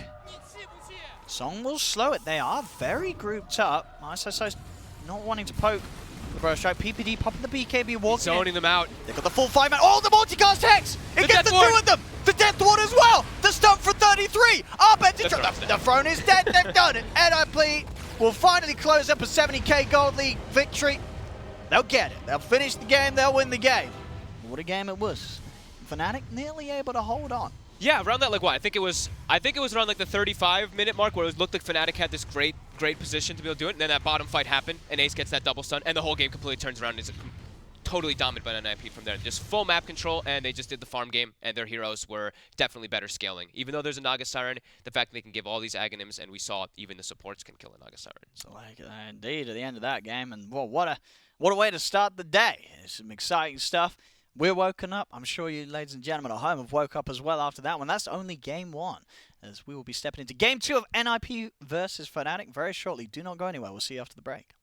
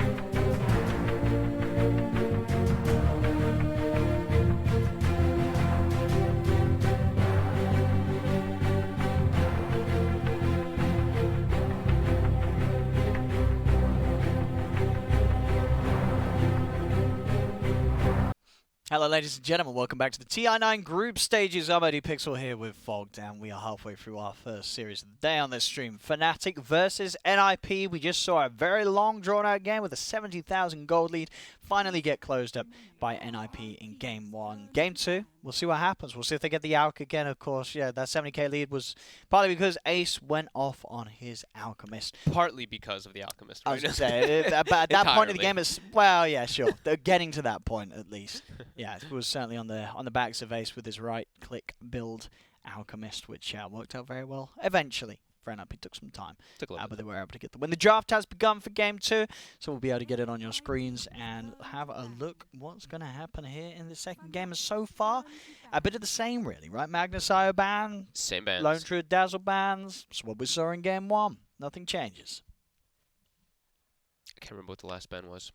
From Fnatic, it was... They'll probably ban it again. Yeah, maybe they slip in an ST Lash ban or something, but yeah, but Yeah, maybe the man. Fnatic didn't end up winning with that ST though. So they did not. They did not, but they ended up being annoying, right? It Yeah. took a long time for NIP to beat them, despite Maybe- having such a huge lead. this could be the debate. SD or Ogre maybe is the one that they're thinking about here. Okay, so they take out the Nyx. So they want the Lesh really bad. then, Yeah, so they're that's probably. all I mean, they've got to be Fnatic. picking the Lash right if you're banning Nyx. But then the NIP just couldn't NIP just take the Lash? I mean, Nyx is out of the pool, right? Yeah, maybe this is like a Lash mind is game. so good and flexible. Yeah, maybe this is a mind game. Maybe they're like, if we ban the Nyx, maybe they'll just take it. Well, you think Fnatic want NIP to take the Lash? Maybe. We'll Like, see. if you're doing we'll see, that, dude. right, Yeah, I mean, because it seems obvious, right? You're expecting it to come back. You're just like, okay, we're gonna get the SD Lash. Maybe you just know that Yeah. NIP is gonna So, take the Ogre. NIP don't sort of go for the reaction. They stick Yeah. with what they know is good. They just take their Ogre again. Yeah, So now we'll see if Fnatic smart. were trying to open up for a Lash, or if they don't get it at all, and indeed that Nyx ban was just an attempt to bait out NIP first picking the Lash. Yeah. Lots of mind games. I'll see. Or was it just the double bluff, and they did just want it anyway? I gotta check what was that last ban? I can't believe I'm forgetting this. They're still gonna do it. SD. At least the SD. And then now they can talk for the 30 seconds and decide if the Lash is the best pick or if they want to go for something else. I mean, DJ did play it well. But obviously a lot of that was because they were able to get those lane setups where he did Oh, have that Mirana setup. was the other ban. Yeah, there we Ah, go. Yep, Okay. And it was Bingo. left in, so they can get it this time. that makes sense. There we go. I was like, wait a minute, there was another really important one. And that's what it was. Okay. Your Honor.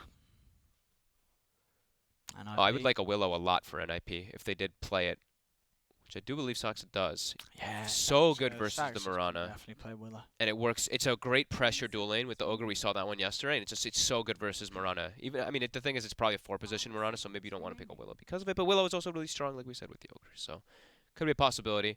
What else have we seen crush lanes alongside an Ogre? Pretty much like anything.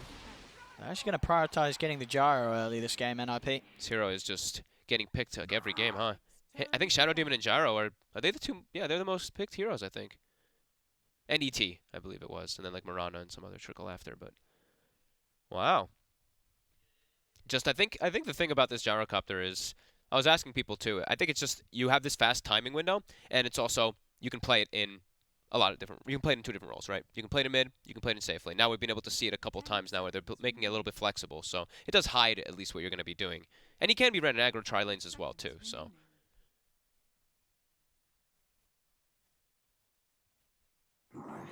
or defensive tri lanes, whichever one you want to look at it.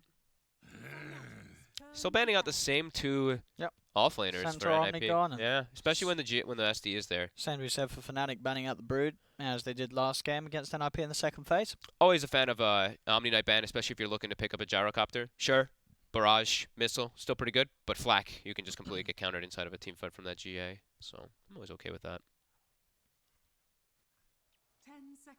And of course we see Fnatic taking out that Broodmother second time around. Makes sense. I mean, maybe they ban a Saxa hero. But just maybe they themselves realise sort of the potency of a Willow pick, or what do we see? I mean, is there any reason why you're not banning Alchemist? That's what I'm thinking too, That's right? Fnatic. Like, surely, like the fact that Ace showed as well that he can go for that build, which there's tons of different ways to play the hero. It's so annoying to play against. Yeah. The last game they you banned. have to ban it. Last game they banned Lifestealer, right, which was very particular because they had the Lash, and that didn't seem. No, it just didn't. Yeah, it didn't really matter. So I like this better. You gotta. Yeah, I mean, you've been saying it since the start, right? Teams have got to just start banning. Banning it. Just ban out. After what we've been seeing, right? It's just like every single game, or almost every single game, it's been picked. 10 seconds. At least that we've seen. I know on some of the other streams, I think Grant was telling me they didn't really have too many alchemists on their side, but I'm sure that would change. they still take the Lash with that SD. The great heroes that all synergize excellent together. Now what's the response? Because they don't have the Nyx this time. They don't have the Nyx, they don't have the Alk. So NIP are going to have to go a bit of a different way with their draft. Willow's still a potential possibility for Saxa. I still really like the Willow, but not sure if they'll do it. Especially with the Gyro as well. As you say with the Bramble, it's a lot of control that sets up really nicely for the Gyro in the mid game. Yeah, no, absolutely. Just works really well. The Bloodlust and Willow and Lane is just terrifying to deal with. Other heroes. We said a lot about the Pugnas versus the Leshracs, but we've been seeing because if you pick Pugna, they just move Lesh to a support probably. Like, they can do a lot of different things around. I think that Fnatic can definitely play the Pugna, and he can. Ace can pop on the Gyro. Yep, definitely possible. Yeah, I can even move the Ogre down to a support role, get 33 on the Pugna. Yeah, super flexible draft that if they feel it's that strong. If they Sure. feel it is that good, good enough to play because of the Lesh. But, as we saw last game, the Lesh is, well, I guess that this game, right, with the Mirana, is probably likely to be a core Lesh. Because you'd expect DJ to play Mirana, wouldn't you? Yeah, more than likely. So I would imagine this to be Abed. Yeah. But we have seen it also, like, if you don't have a matchup or something, Abed they can just play run it, on jabs. DJ can play it, jabs can play it. Yeah, you're right. There's all still about this flex. Because of Mirana, likely to be DJ, but again, if they feel it's a game where it can be played in the mid lane, could happen. Unlikely. But still a few scenarios where that could be the case. They'll go for the Shaman. So instead of the Willow, this is the other one that I've heard teams talking about, is you Bloodlust the Shaman.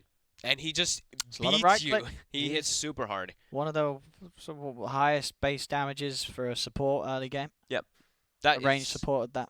And even then, they can still flex. They can still be a little bit flexible. Even though I'm more than likely that's Saxa's hero, and then the Ogre is going to be 33. But they can still move things around quite a lot. Yeah. No, I mean, I'd imagine that's going to be the case, and PPD is going to grab his next. Yeah, that's what I would imagine too. Maybe the Witch Doctor again. The Witch Doctor was not a bad pick at all, and with this sort of strat, it's going to be nice. A lot of push, a lot of sustain. What about something like an Abaddon? Just remove the support. arrow, remove the shield. We're talking for 33. Would you run that as a support and then still 33? I feel like if you have an Abaddon, you probably would want to have it in the core, wouldn't you? Yeah, I don't like it. I just keep seeing these Miranas, and I'm thinking like these Heavenly Graces and like these Legions and stuff. And Fnatic actually takes it. All right. Okay, I mean, removing the missile, removing the disable that Shaman offers. Yep. Okay. Tanky frontliner as well. Could be also a steal pick, maybe. And you're running, if the Lesh indeed is going to be the core, it's a squishy core. So you want to have that hero that's going to be able to keep the Lesh alive and keep him on the front lines, being able to kick out the damage. And Abaddon with a Zaphotic shield is certainly going to be able to offer that. 5 seconds remaining. I was watching a game yesterday of Old 11 when he was playing it, and he skipped his ult. He went 2-4-1, and he was just diving people past the tower, and he was owning the laning phase. I didn't see if they ended up winning that game, but he was diving a lot and getting a lot of kills out of it. Oh, I like it. But it was pretty fun. Pretty fun to watch. Against the Gyro, that you can always use that borrowed time to really make the most of that uncontrollable damage that Gyro's throwing out, so you're going to get a lot of healing. And what would be really dope? If he gets an Aghanims eventually versus Gyro, and he just heals everybody with AoE with these giant mist coils all over the place. Hey, what am I saying? We've seen Fnatic have some very long games. That's why I'm thinking about it. They've had some very long games, so it could get to Aghanims Abaddon territory. It certainly could. But also, just to protect. He can remove Shaman Shackles, all those kind of things. Let's see, NIP. It's got to be the Tide for 33, so it is looking to be the Ogre Shaman support duo. Yeah. Okay, so they did switch it up a little bit, and that's a combo breaker that they have too. But you're picking the Tide. I don't like it. Because he can shield, he can ult and shield someone. Yeah, you're picking it into Abaddon. But Abaddon is very good against Tide. Yeah, I think the one thing though is we've been seeing the Tide earner picked a lot just because the team fight is just insane. You walk in, Ravage, call down, the fight is just, you need to get BKBs in order to deal with this. Yeah, but you don't because you have the Abaddon. Still a lot of damage though that comes out. Just straight heavy amount of magical damage that just dunks on top of you right I mean, away. if it bans quick, you're getting that borrowed time and a shield out before the first cooldown hits. Yeah. So we'll see. We'll see. But obviously, NIP don't believe that is an issue. They believe, the Tide pick is strong nonetheless. I like the Tide Under, especially when you're always when you're playing versus these Muranas and stuff like that. You're the combo breaker. You get arrowed with an SD thing and you can break it. However, Soulcatcher also can be pretty good versus Tide, but at least Soulcatcher is dispellable now, so the Kraken can remove that. But yeah, it looks like they're focusing more about the team fight, and they can still be a little bit different with their lanes. Gush plus a Shadow Shaman is also a lot of damage, and we've been seeing the Tide Hunters going for the Gush level 1 most of the time. You know what it's a good game for? What's that? Is it the Meepo? No, it's the Jabs Pudge. Run it in the safe don't lane. say that one. Get a Blade Mail. No. You can still CS against the Tide. You've got the Rot. You've got the good right click. Oh, God. You ban the OD banned because the you're OD. playing safe lane Pudge. Oh, God. I'm telling you, bro. Jabs knows. You've got that squishy core in the mid lane, the Lesh. You have a good scaling support. Mirana's going to offer the right click down the line. You just want a bit of beef in the safe lane. I mean, they banned the OD because they have an Abaddon. No, it's because they're picking Pudge. Yeah, you're probably right, actually. Yeah, it's because they have an Abaddon. It's because they have an Abaddon and a Pudge. And a Pudge. I mean, hey, I'm not throwing any... Dude, maybe bad stuff NIP here. ban it. Yeah, we'll see. We'll see. No, it's got to be something else that's just natural. What else would Jabs want? Maybe something that could punch the Tide in lane if they are going to leave that as the lane setups. But then look, a fair few of those heroes aren't really that good at the moment. You know, Monkey King used to be the way to go, but that hero is pretty terrible now. Yeah, the Monkey King's Ursa's Ursa, I mean, very good. it's not a bad Ursa game. I guess there's a lot of disable, but you have the shield. Yeah. But then does Jabs play a lot of Ursa? I don't know. It doesn't seem like something he plays. He's more of a greedy kind of guy. And But they can think still they move the think it's going to Lash. be a Jabs Lash, yeah. Yeah, they can still be moving stuff around. Okay. Obviously could be. Again, as we said, we've seen Lash in mid support and carry. So Lina for the mid lane. So we will see. We'd imagine obviously Ace playing the Gyro this time round rather than Fada. And Fada on his Lina in the mid. So Lina versus Lash. Another reason to pick the Pudge. This is where they're You like, don't get okay, nuked down by Lina. You got a lot of HP. Carry Pudge. I mean, if they do it, oh my God. No, let's see where Jabs goes. That would be It didn't work out for them the other day. It didn't work out. And they did it with Arc Ward, and they did it with the Spark Wraith hook someone combo. else, So yeah. I don't really like it as much. I mean, dude, it's... That's not really a Come compliment. on. It doesn't work well with the SD because he disrupts. You can't hit the hook. There's illusions in the way. So let's see. What is Jabs? What's Jabs like? or of course Arbed, if it's going to be a Jab slash. And it's going to be, I'd imagine, Arbed plays the Deucer over Jabs. Yeah, you want Arbed on his Deucer. It's one of his classics. So it will be Jab slash, Arbed, Deucer. Or do they make the Murata something else? Oh, okay, you're right. Murata. Oh, okay. I mean, DJ did have a really good game on the Lesh, but you are putting this Mirana up into the carry position. It's a little risky. It's a little risky, I would say. It's a squishy core against a core Lina or a core Gyro. You don't get BKB very quickly. You're going to get blown up by these heroes. We'll see if Jabs can do it on the carry Mirana. Can they make the space is what I'm looking at, right? I think that's what he wants also because it's fast-paced, or like he wants to be running around killing stuff while the Medusa farms. So I'm wondering, is it going to be enough for them to let Abed get that farm up? Because it looks like a pretty good Medusa game. Yeah. Yeah, I feel NRP is going to hit their timing a long time before the Deuce is really ready to go. That's the one thing that I'm concerned about. And I think the team fights are they're a lot stronger for NIP when I look at it, just straightforward. Gyro Cup versus Tidehunter just stand out. All right, well, let's see how the lanes end up being set up and how they end up doing with this combo, because they have the SD, the Mirana, the Lash, the really strong tri-lane that can come out. So the pressure that they come out, they can get a lot of kills with this one. But looking at NIP also, they have an Ogre. They have the Beefy Boy for the front lines. And they also do have a pretty strong tri-lane that comes into play too. Yeah, they've got that way of going in for sure. And well, because we saw at the beginning of game one the whole sort of musical lanes. BJ getting his chance to have a bit of an opening on solo lane, get those early levels. Yeah.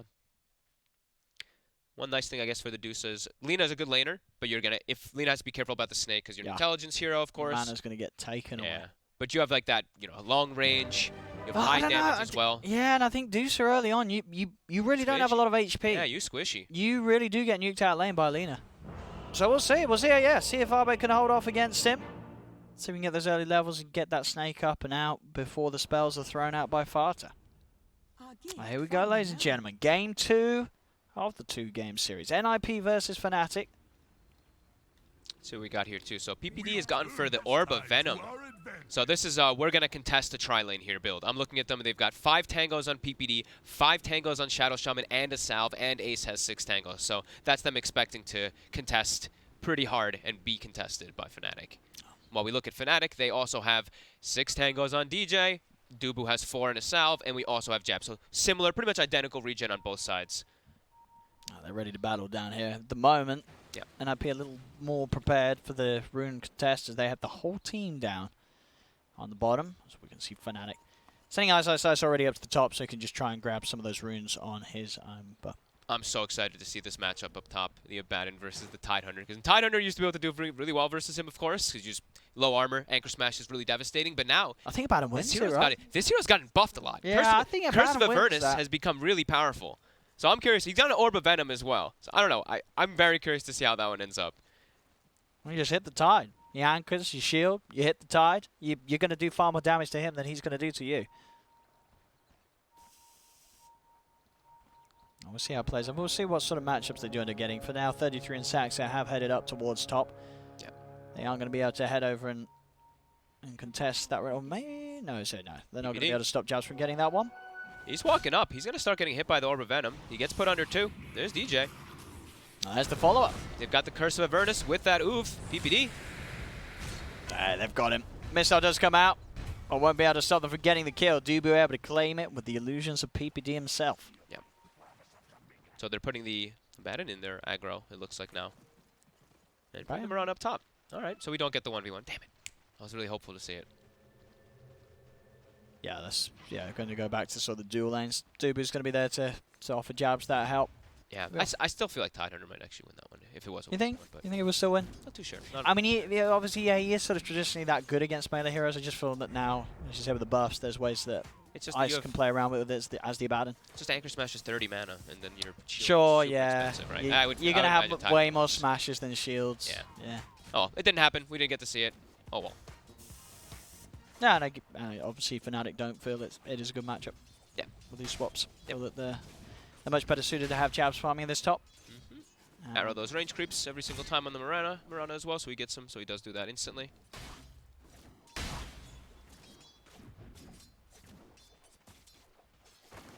That mid lane matchup. Fata versus Arbed. Arbed's going to have the snake. And he's got a sentry down too, so he's going to be able to eat that ward any second now. He walks up and nom. Extra regen for himself. Well, extra duration. But the right clicks are starting to come out here about bit by Fata when he did step up for that one. Now bottom. PPD, once he does get on top of people, he's able to chase them pretty confidently with that orb. Yeah, he's got less movement speed than the Leshrac, unfortunately, even without with Bloodlust and Leshrac with no boots. And Lesh is about to pick up the boots as well, so it'll be hard for him to at least stick on that target. Same thing with Abaddon. They both have crazy high movement speeds. Haste rune for DJ. As Actually, the Dire Courier. Did- Where was that? It's gone. They got it. where was that? Had a Sentry and a Clarity on. That had to have been top. I mean, right? Top it had to have been. I didn't see where it died. I didn't see. No, I didn't expect. There's not really heroes here that you'd expect to get the chance to have a courier kill. There must have been a bit of missed micro from Fnatic. Did Shadow Shaman just attack it once or something? Like I don't know. Okay. That's courier gone, so that's going to make this lane a little harder for Arbed mid. So he won't have that regen to rely on. Fodder is low on mana though, so unable to nuke Arbed out. Looks like Arbed has been able to successfully take Fodder's mana down with those snakes. We have again, keeping Fodder pretty much on 0 mana. So now Fada's doing really well in those last hits. He's really pulled He forward. is though, and yeah. now Abed doesn't have a courier to use. Yeah. So he can't bring out his Wraith Band. He can't actually get that damage advantage. So Fada's going to be able to deliver stuff freely, also pick up a bottle and keep the spam going. This is really painful for Fnatic in the start. Losing that courier is devastating.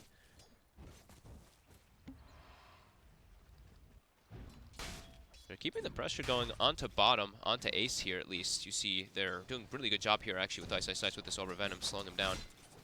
he's able to easily out CS this Jara. Yeah. Whilst Jara's not got those first few bit of extra stat items out delivered yet. Career priority, of course, going towards mid as Fada has picked up his bottle. Yep, I think right now for Abed, you tell your teammates like, yo, somebody should please check the rune around the 4-minute mark. Someone check either bottom or top. Yeah, you guys have can't to let move. Fada get it. Yeah. Especially if Fada gets a good one like a DD or a haste and is able to make a play. Yeah. Even illusion. Like Fada's already gonna go set up for the top rune. He's pre-setting up.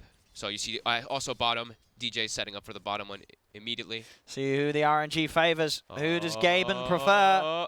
Oh, it's going to be a Fada favored rune. Mm-hmm. And it's an Arcane. Yeah, that's another one that Fada's going to be pretty happy with. Yep.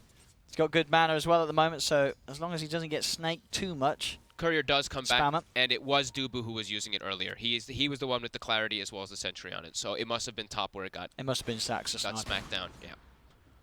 Which is, you can't really afford for that to happen as DJ, bottom lane, is able to just run down Ace whilst PPD's making the pull. He's just able to punish him in that small bit of time where PPD is separated from the gyro. And, I mean, that shouldn't happen as well, but it does. DJ is going to be very happy with claiming that one. I mean, for sure, Ace is completely broke right now. I think his items are... Okay, his items are on the Courier. He's got a Wraith Menace Facet. As PPD, also in a world of hurt here. It's going to be a TP coming in. See if they can do anything to keep PPD safe. He's got the stick charges. He will get a Fire Blast down. He will live for now. Now they'll turn. Go for the kill attempt onto Ice. With that TP over from Saxa, they'll get it. Ice not able to get the missed call denied off in time. Great TP. DJ just ditches him. I think he actually could have turned and maybe gone for a stun to potentially try to save, but he was like, I got priorities. There's 2 bounty runes up. Sorry, Ice. You play too aggressive. So yeah, great TP by Saxa to be able to help that out there. Needs to. I think that's like a very good one too, just to help out Ace, because Ace is having a bit of a tough time down here. And they're having a good time on 33, who can now be left pretty much alone up top with Chainmail as well as a Ring of Health versus this SD Mirana. He's perfectly fine. Saxa trying to run himself away from DJ. Will be able to make it far enough, but did try for the body blocks to keep Saxa in range of the stun, but wasn't the case. Saxa having that movement speed with the boots. He's able to juke his way back to safety. And continue to observe this middle lane where they get that lead. PPD and Ace will find Ice again. He's playing too aggressive. He keeps stepping up way too far. Went in and DJ and Dubu were not in the neighborhood to help him out.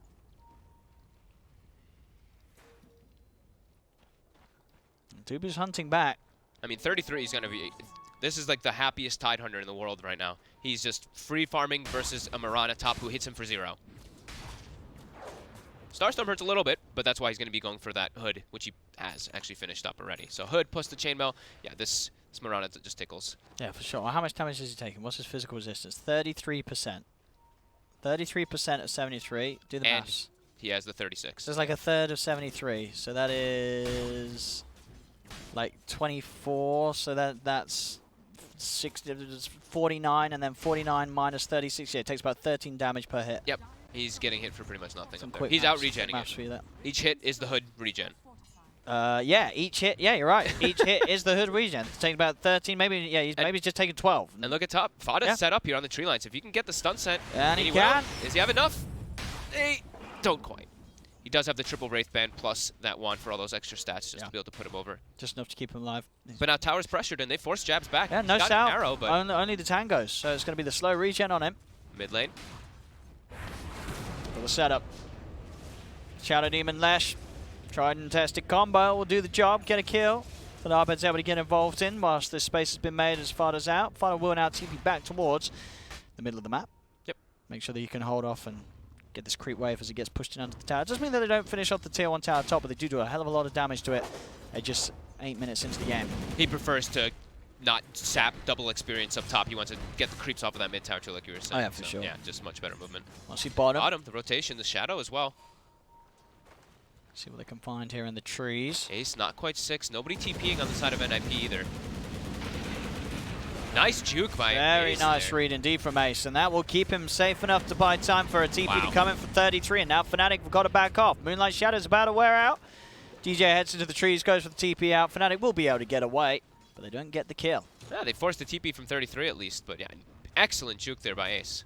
That's the same spot there, almost the same spot exactly where juke. my control juked. It's this little area where they try and line up the stuns, but they don't have the vision, so you can still back off and juke them out. Yeah, very nice. DJ, as well as Jab setting up for top here, trying to catch Saxa behind the tower. It's a lot hard to do so. Both sort of unreliable stuns, and yeah, Saxa's positioning, making sure it's impossible for them to get the opening stun on him. Yep. Got to be sure that they have these sentries prepared. Sentries, mostly dust at least versus the Moonlight Shadow, but sentries always just plopped in the lane and plopped like in a river. Just be able to see when those moves do come out. All things said and done with those little moves from farther up and down the lanes, Arbed is top net worth. He's in the space. In the space as the Deucer. And they weren't able to sort of get any kill opportunities on him in lane. And that laning stage. Top lane. Opening down to Saxa. Setup. Will do it. Cooldown won't be enough to put them off from fighting for that kill. Ace not quite ready to do anything back himself. Hasn't even got the phase boots complete at the moment. They do want to try to get these towers now, in particular. Like, mid tower is always the best one, but getting top at least, they have to find ways to get map control to just pierce in to find Abed in the back, into that jungle. Because they have this gyrocopter, so they have the method to be able to just pierce in and look for those fights. But Ace is pretty weak, actually. He's pretty underfarmed in this game, because how that bottom lane went. So he's actually looking to just try to catch up a little bit for himself here, as maybe they're going to make Fada be the one to actually make the move into the jungle to look for a kill. Yeah, they definitely need to get a ward into the enemy jungle pretty soon here on the NIP as Saxa getting chased out. Easy dive underneath the tower. No way to hold him back. Same time, NIP will get the kill on Jabs, though. The bigger find. They'll lose Saxa for that one happily. And they get themselves 3 bounty runes as well. As Ace just peeped his way forward into those 3 heroes and grabbed one. As they're TPing top to defend this one. 33, doesn't care. He TPs, he's right in the front. Knows how strong he is.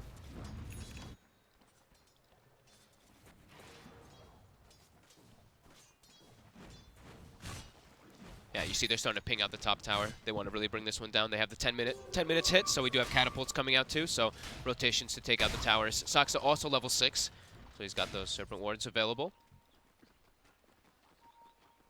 DJ being a little bit sneaky here. Invis behind this, on this Radiant side. It's anyone they can find. I mean, Ace is still obviously quite squishy, but does pack quite a punch himself. Yeah. So, easy opportunity would be Fada if he gets some help, but Arbed's actually backing off, heading into the jungle. Moonlight Shadow being used. Ice trying to get close and personal with PPD. The real jump looking to be made up top as Dubu's trying to find an opportunity to set up for the arrow. It's actually going to end up disrupting himself defensively. Arrow still lined up, though. They get the vision, they get the line for Saxa. Now with the Demonic Purge on 33, they can try and go for both. He's got the hood pop, but they have the damage to rip through it and claim both kills. Very nice move by Fnatic. The tower does end up going down to that catapult, but getting themselves that rotation as bottom. I'm going to try for Ice. Ice has already used the borrowed time. Still, regardless, those shields enough to keep him alive. They can't fight through it quite yet. The underfarmed Jaro Ace, not with enough firepower to heavily threaten this Abaddon early on. Fnatic is putting pressure. They are putting pressure on lanes as well as defending their lanes, while Abed is just getting all the freedom in the world to sit in the jungle. Level 11 already. How high level is Fada? He's level 10, so it's already starting to happen, what this Medusa is able to do when they're just making these relentless moves and dives into heroes.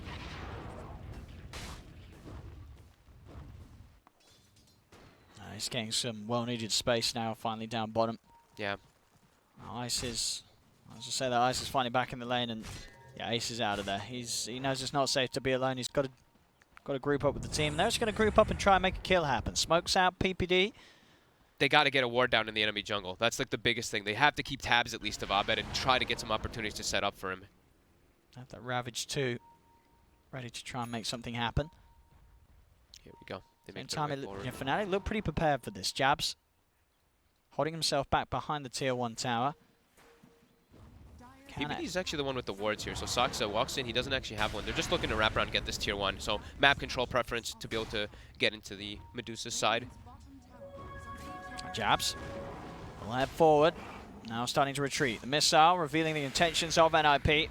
So Jabs keeps himself held back, and NIP don't get any chance for a kill, but they get the space for the tier 1. Same time down bottom though, Fnatic will find a trade. Tier 1 tower's taken. DJ and Ice continue to take over the lane. Vlad's done for the Abaddon. He's going to have a really good time of being that front line for the Medusa. Just being able to protect her non-stop too.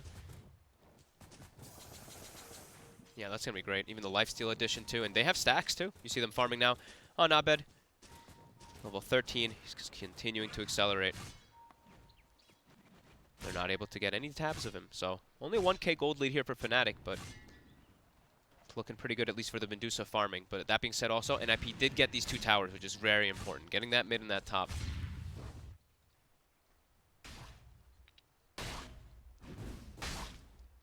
And Ice is just, yeah, he's just keeping his face. Just showing his face bottom constantly.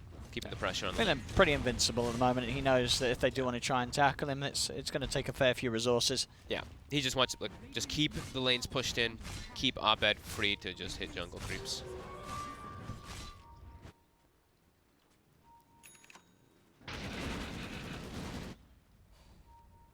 Find out what the invis, but there's a sentry ward down. If he does head over again, he's got backup though. He has PPD in 33 here, and they'll be able to get the light stroke off because of that. Dubu disruption won't do much. As NIP have the numbers to clean up the kill. Yep, only getting themselves 1 there.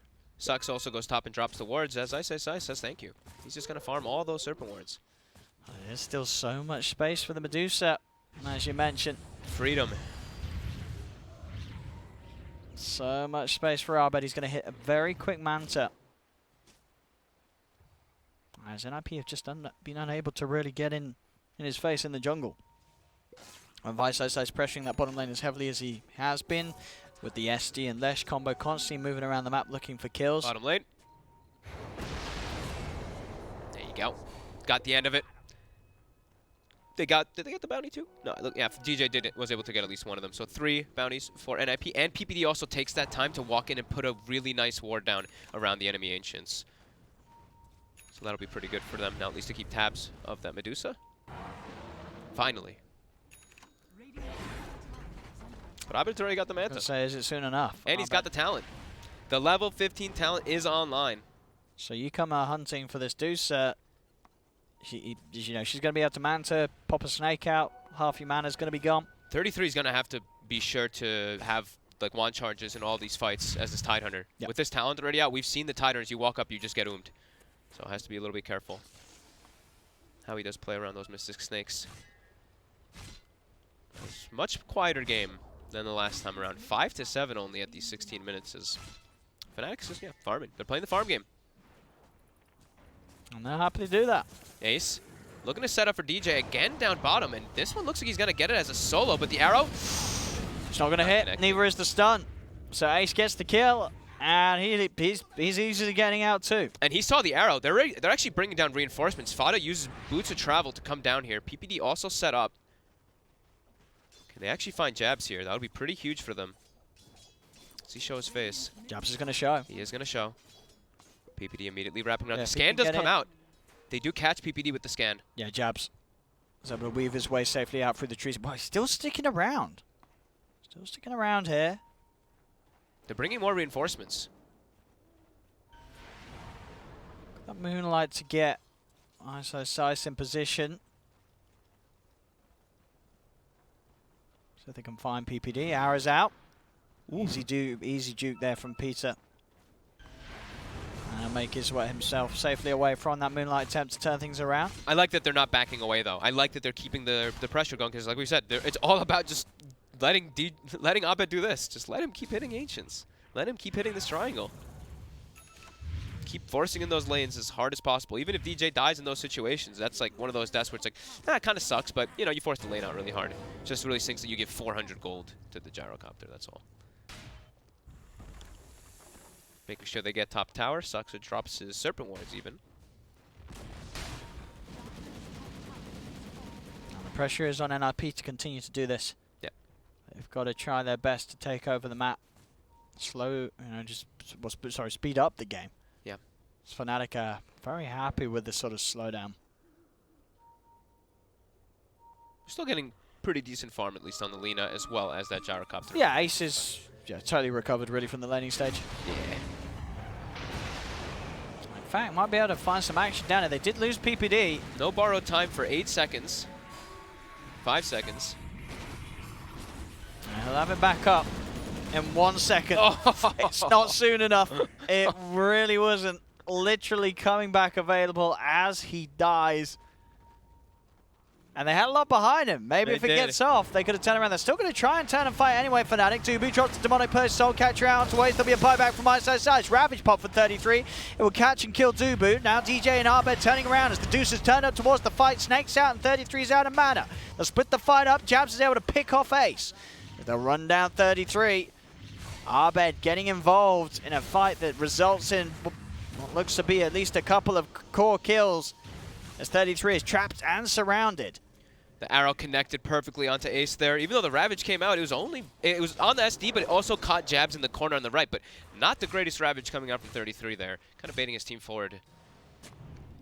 As they lose quite a lot there. Quite a lot of momentum too. 30 seconds down. No Ravage coming up now in the next few moments. And Fnatic, they don't really have these cooldowns that they need to play around too much. They can look to just go again.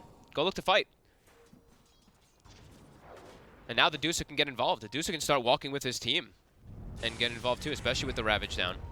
As PPD steps forward. Yeah, they're going to easily surround the tower and try and dive in down. Shields there to take the Fire Blast stun out. Arrow hits perfectly and PPD's dead. Uh-oh. Oh, they're brought in once again. They know that the Deuce is now strong enough to present herself. Yep. And she's got a lot of money towards the Skadi. 3,700 gold. And just 20 minutes in, it's a very, very quick farm. They're going to try and TP over, try and contest the runes. Maybe Jabs. Is he going to try and head down for it? Instant scan comes out, so they know that this TP is coming out. It's going to be 3 bounties for Fnatic. Yeah. Now DJ's farming the enemy jungle too, and yeah, that Scotty's going to be very close. Yeah. Scary. And a very good Scotty game. As we mentioned in the last one, Scotty better versus ranged heroes now than versus melees, and he's playing versus a Gyrocopter and a Lina. So Gyrocopter mostly the right clicker, but yeah, it's always going to be pretty nice versus that. And having these stats, it's going to make it harder for Fada to play his quick, fast game. He's no longer going to be able to just straight up nuke down the Deucer. Yeah, and they've got extra ways too, right? They've got extra saves. They've got the Abaddon too to throw heals on that Deucer to get more snakes off, and they've got a Shadow Demon heal save as well. So multiple different saves to protect this Medusa. It's going to make it pretty tough for NIP to bring her down with this type of farm rate. For NIP, objective-wise, they have managed to take the 2 towers top. They've got the BKB Still also on the Gyrocopter, which is pretty decent. He got it now finished after that. This guy has no chill, man. But Well, I think NIP had the entirety of Fnatic muted, maybe? No, there we go, okay. only Dubu unmuted. Only Dubu unmuted. It's easy. Dubu's a very polite boy, doesn't spam the chat wheel. Everyone else on Fnatic, though, they love it. Well, there was a good time where Dubu was playing, in North America with all of us. I had to unban him. And PPD was there too.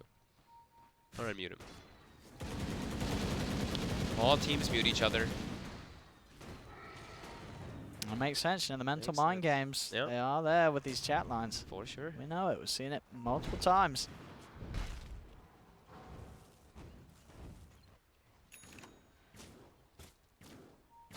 Fnatic just continuing to push out these lanes. Nice though. He's getting caught by the stun as well. The missile also following up. Ace is committing forward. Fada didn't look like he wanted to, but it's an easy kill setup. As they're continuing for more. Second stun. Oh, yes. Cast that range. ether lens, yeah, that Beautiful. cast range. He gets it from a mile off. Yeah, it's so good when you have both cast range talents. As that's a pretty big, nice little swing of momentum there. Getting themselves now a tier 2 as well. Those are costly deaths for Fnatic. Dire's middle tower has fallen. They're actually picking out the Roche. I mean, they've got the Shadow Shot, Yeah, I right? mean, What level is it? It's they're only level moving 1 this wards, quickly. but still. But Arbed, he's going to have the Skadi done. Oh, they've got the Medallion finish too. So Medallion plus Gush plus Serpent Wards, easy. Easy for NIP to get this one. Yeah, I know where the Fnatic can head over, especially with Ice dead. Yeah, He's sort of still their down. walk in and go hero. They are without.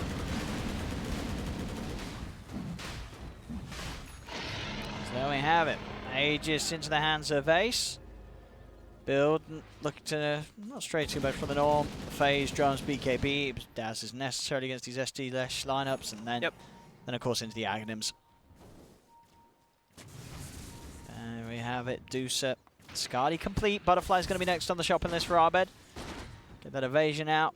Yeah, he actually had a queued before the Scotty for a little bit, and then he had ended up switching it after he got involved. He on definitely needs Scotty, Yeah, right? it's too good of a game for it. Like, for the reason You leave your HP far too low if you don't get Scotty this game.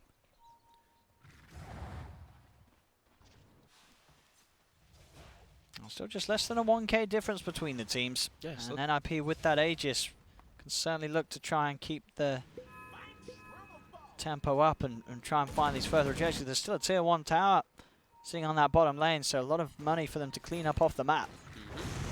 And the good thing also is that, like, even though Ace was forced to go for a BKB early, he has the steroid of Bloodlust all the time. Is nice. He's baiting them toward his team. Abed's. Uh-oh, the snake. It bounced to 33. He's out of mana. He's already used the wand as well, so yeah, totally useless really at the moment. He's got to try and wait and get his mana up somehow if he wants to turn up with a Ravage. Yeah, Fada had a clarity that he threw onto 33. So they can keep him actually inside of this area to continue putting pressure on. Saksa quietly farming in this game. 0-4-1, but 77 last hits. He's got 6k net worth as well as a Lesh. Lincoln Neferlands. Yeah, he's doing a good job. Constantly keeping these waves pushed out. They're trying to set up for him this time, and it's very likely they get him. Ooh, the blink though. TJ. Does he know? They know where he jumped. Uh-oh. They know the general direction. So they'll be able to clip him and clear the Ooh. They're actually bringing more heroes now. Can they actually get a follow-up? They actually won't. The quick TP out. Okay, I mean, at the least Fnatic won't be able to farm the wards. Jabs is chilling. Jabs is hunting for an arrow. He's a little too speedy with that fiery soul. He's got the movement speed to get himself away and out of harm's. He got the small camp, though. He got a small camp. Did he? Yeah, he got one of the creeps. There we go. That's a little bit of gold. That's a win.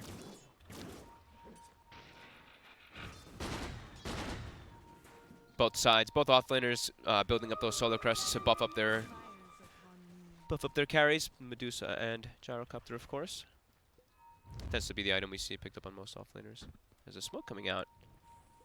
So they have BKB on Jabs, and they have some wards. Looks like they want to start to get down with this movement. And 2B to lead the way, but there is 4 mid, and 33 does have a Ravage. The arrow connects onto Ace. He's got Aegis though, and they have their double BKBs. So then there's a smoke coming their way as well. Yeah, Fada also is picking up his BKB off the courier at base. The Moonlight to disengage. They're still chasing with the remainder of that smoke. Bounty Room will be picked up. Ace going for the cooldown. He'll get it straight on the 3 of them. Arbed stepping forward. Ace pots the BKB. Arbed's in close range though, so the Skadi slow will affect Ace. As he gets the hits out, Ace getting pretty low. 33 backing off, still holding on to the Ravage as Jabs has popped the BKB. Leaps forward, and with that Maelstrom damage, he'll do it. Take down Ace the once. Very bad place for NIP to try to take a fight. Walking into a high ground versus a Medusa near the shrine as well. No way they can try to take that fight. And we saw there how powerful the Skadi slow really is. That 45 slow versus ranged heroes is pretty ridiculous. And he's actually gone for the Stone Gaze duration. I love this talent. I think I've been one of the big ones that always talks about it because you can double stone people. You can get double Stone Gaze during it. Or whatever the actual interaction is. Petrified, sorry. You can get double petrified during it.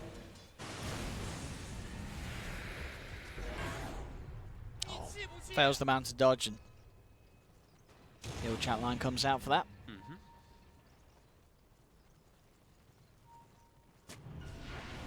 Oh, I found PPD. Won't get caught by the initial slow. But this is Abed Medusa with the solar crest, with He's his had Abaddon so behind much him. space this game. Yeah. He is a big boy. Look at this, they just keep buffing him up. I mean, I don't know where the damage comes to kill him. It's not easy. It's going gonna to take more time for the Gyrocopter to be able to do so. He's gonna need a lot more time. Yeah, Axe is alone not going to be enough to help you kill this Dusa. Arbed is massive, and with the perfect sort of lineup behind him, as you say. Yeah, so many different protection, so much different protection for him. And once he has the butterfly, they can't kill this Dusa. You know, it's a 2k lead for Fnatic, but you consider the lineup and the fact that they have such a farm Medusa. This is not as close a game as the numbers would say, by looking at it. This Medusa's a massive issue. Yeah, they need to have some really successful fight for NIP, and they need, in particular, Ace to get he needs to get some cleanup kills after this Ags. Get a Maelstrom into an MKB very quickly to be able to deal with this Medusa. Maybe even just skips the Maelstrom in this one and just goes for MKB. I think into you the do. other ones. When you see that butterfly come out, yeah, I think that might be the case. Yeah, he might just have to be a little bit more like just single target oriented with his just straight right-click build rather than being able to farm a little bit faster with Maelstrom. But we'll see. As Fnatic, they might not even allow more time because I think they're feeling that big peak timing right now for themselves as them rallying around Abed. Jabs, though, still setting up for kills in the side lanes, looking for Saksa with his BKB committed, and it's a quick and easy one up top. So back in mid, pressure still being kept up by Fnatic as they wait outside the doors of NIP's base. Why not, right? Like you said, killing this Medusa feels impossible right now. Just push on. They send back the Lash and the Mirana, but they keep the 2 saves right behind Abed. Abed might be calling for just a little bit of farming time to finish up the butterfly. Yeah. Looks like it's going to be an MKB actually for Fada, so he's also going to be transitioning to a right. Yeah, he needs it. That's the only way that they can kill this Dusa. Yeah, they both have to go for these the Ags, MKB Ags, yeah. I'll see what Ace Q's up next as well. As his axe is done, he's going to stick to the Maelstrom. Going to stick to the Maelstrom, okay. Might see a change, but we'll see. As, of course, we see the Fiery Soul stacks being taken by the Linus, and she is going for that right-click build. And Fnatic still kind of sticking inside of the NIP jungle because they're still feeling very powerful, as we've been saying. So, they're chilling.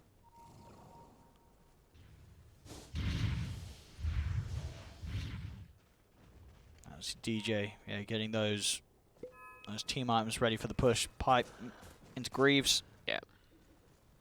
It's nice. They're going to have that advantage So, over NIP's side, who doesn't actually have one. Yeah, they know that once Abed has the butterfly, Fnatic they're in good position to try and close up a Rax, close up the game. Yeah, threaten that high ground for sure. This NIP, they're looking to smoke out. They're seeing people splitting away, right? They're seeing the Medusa. They see heroes top. Or they had seen some heroes. Looking for that wrap. They're trying. PPD tries to open up.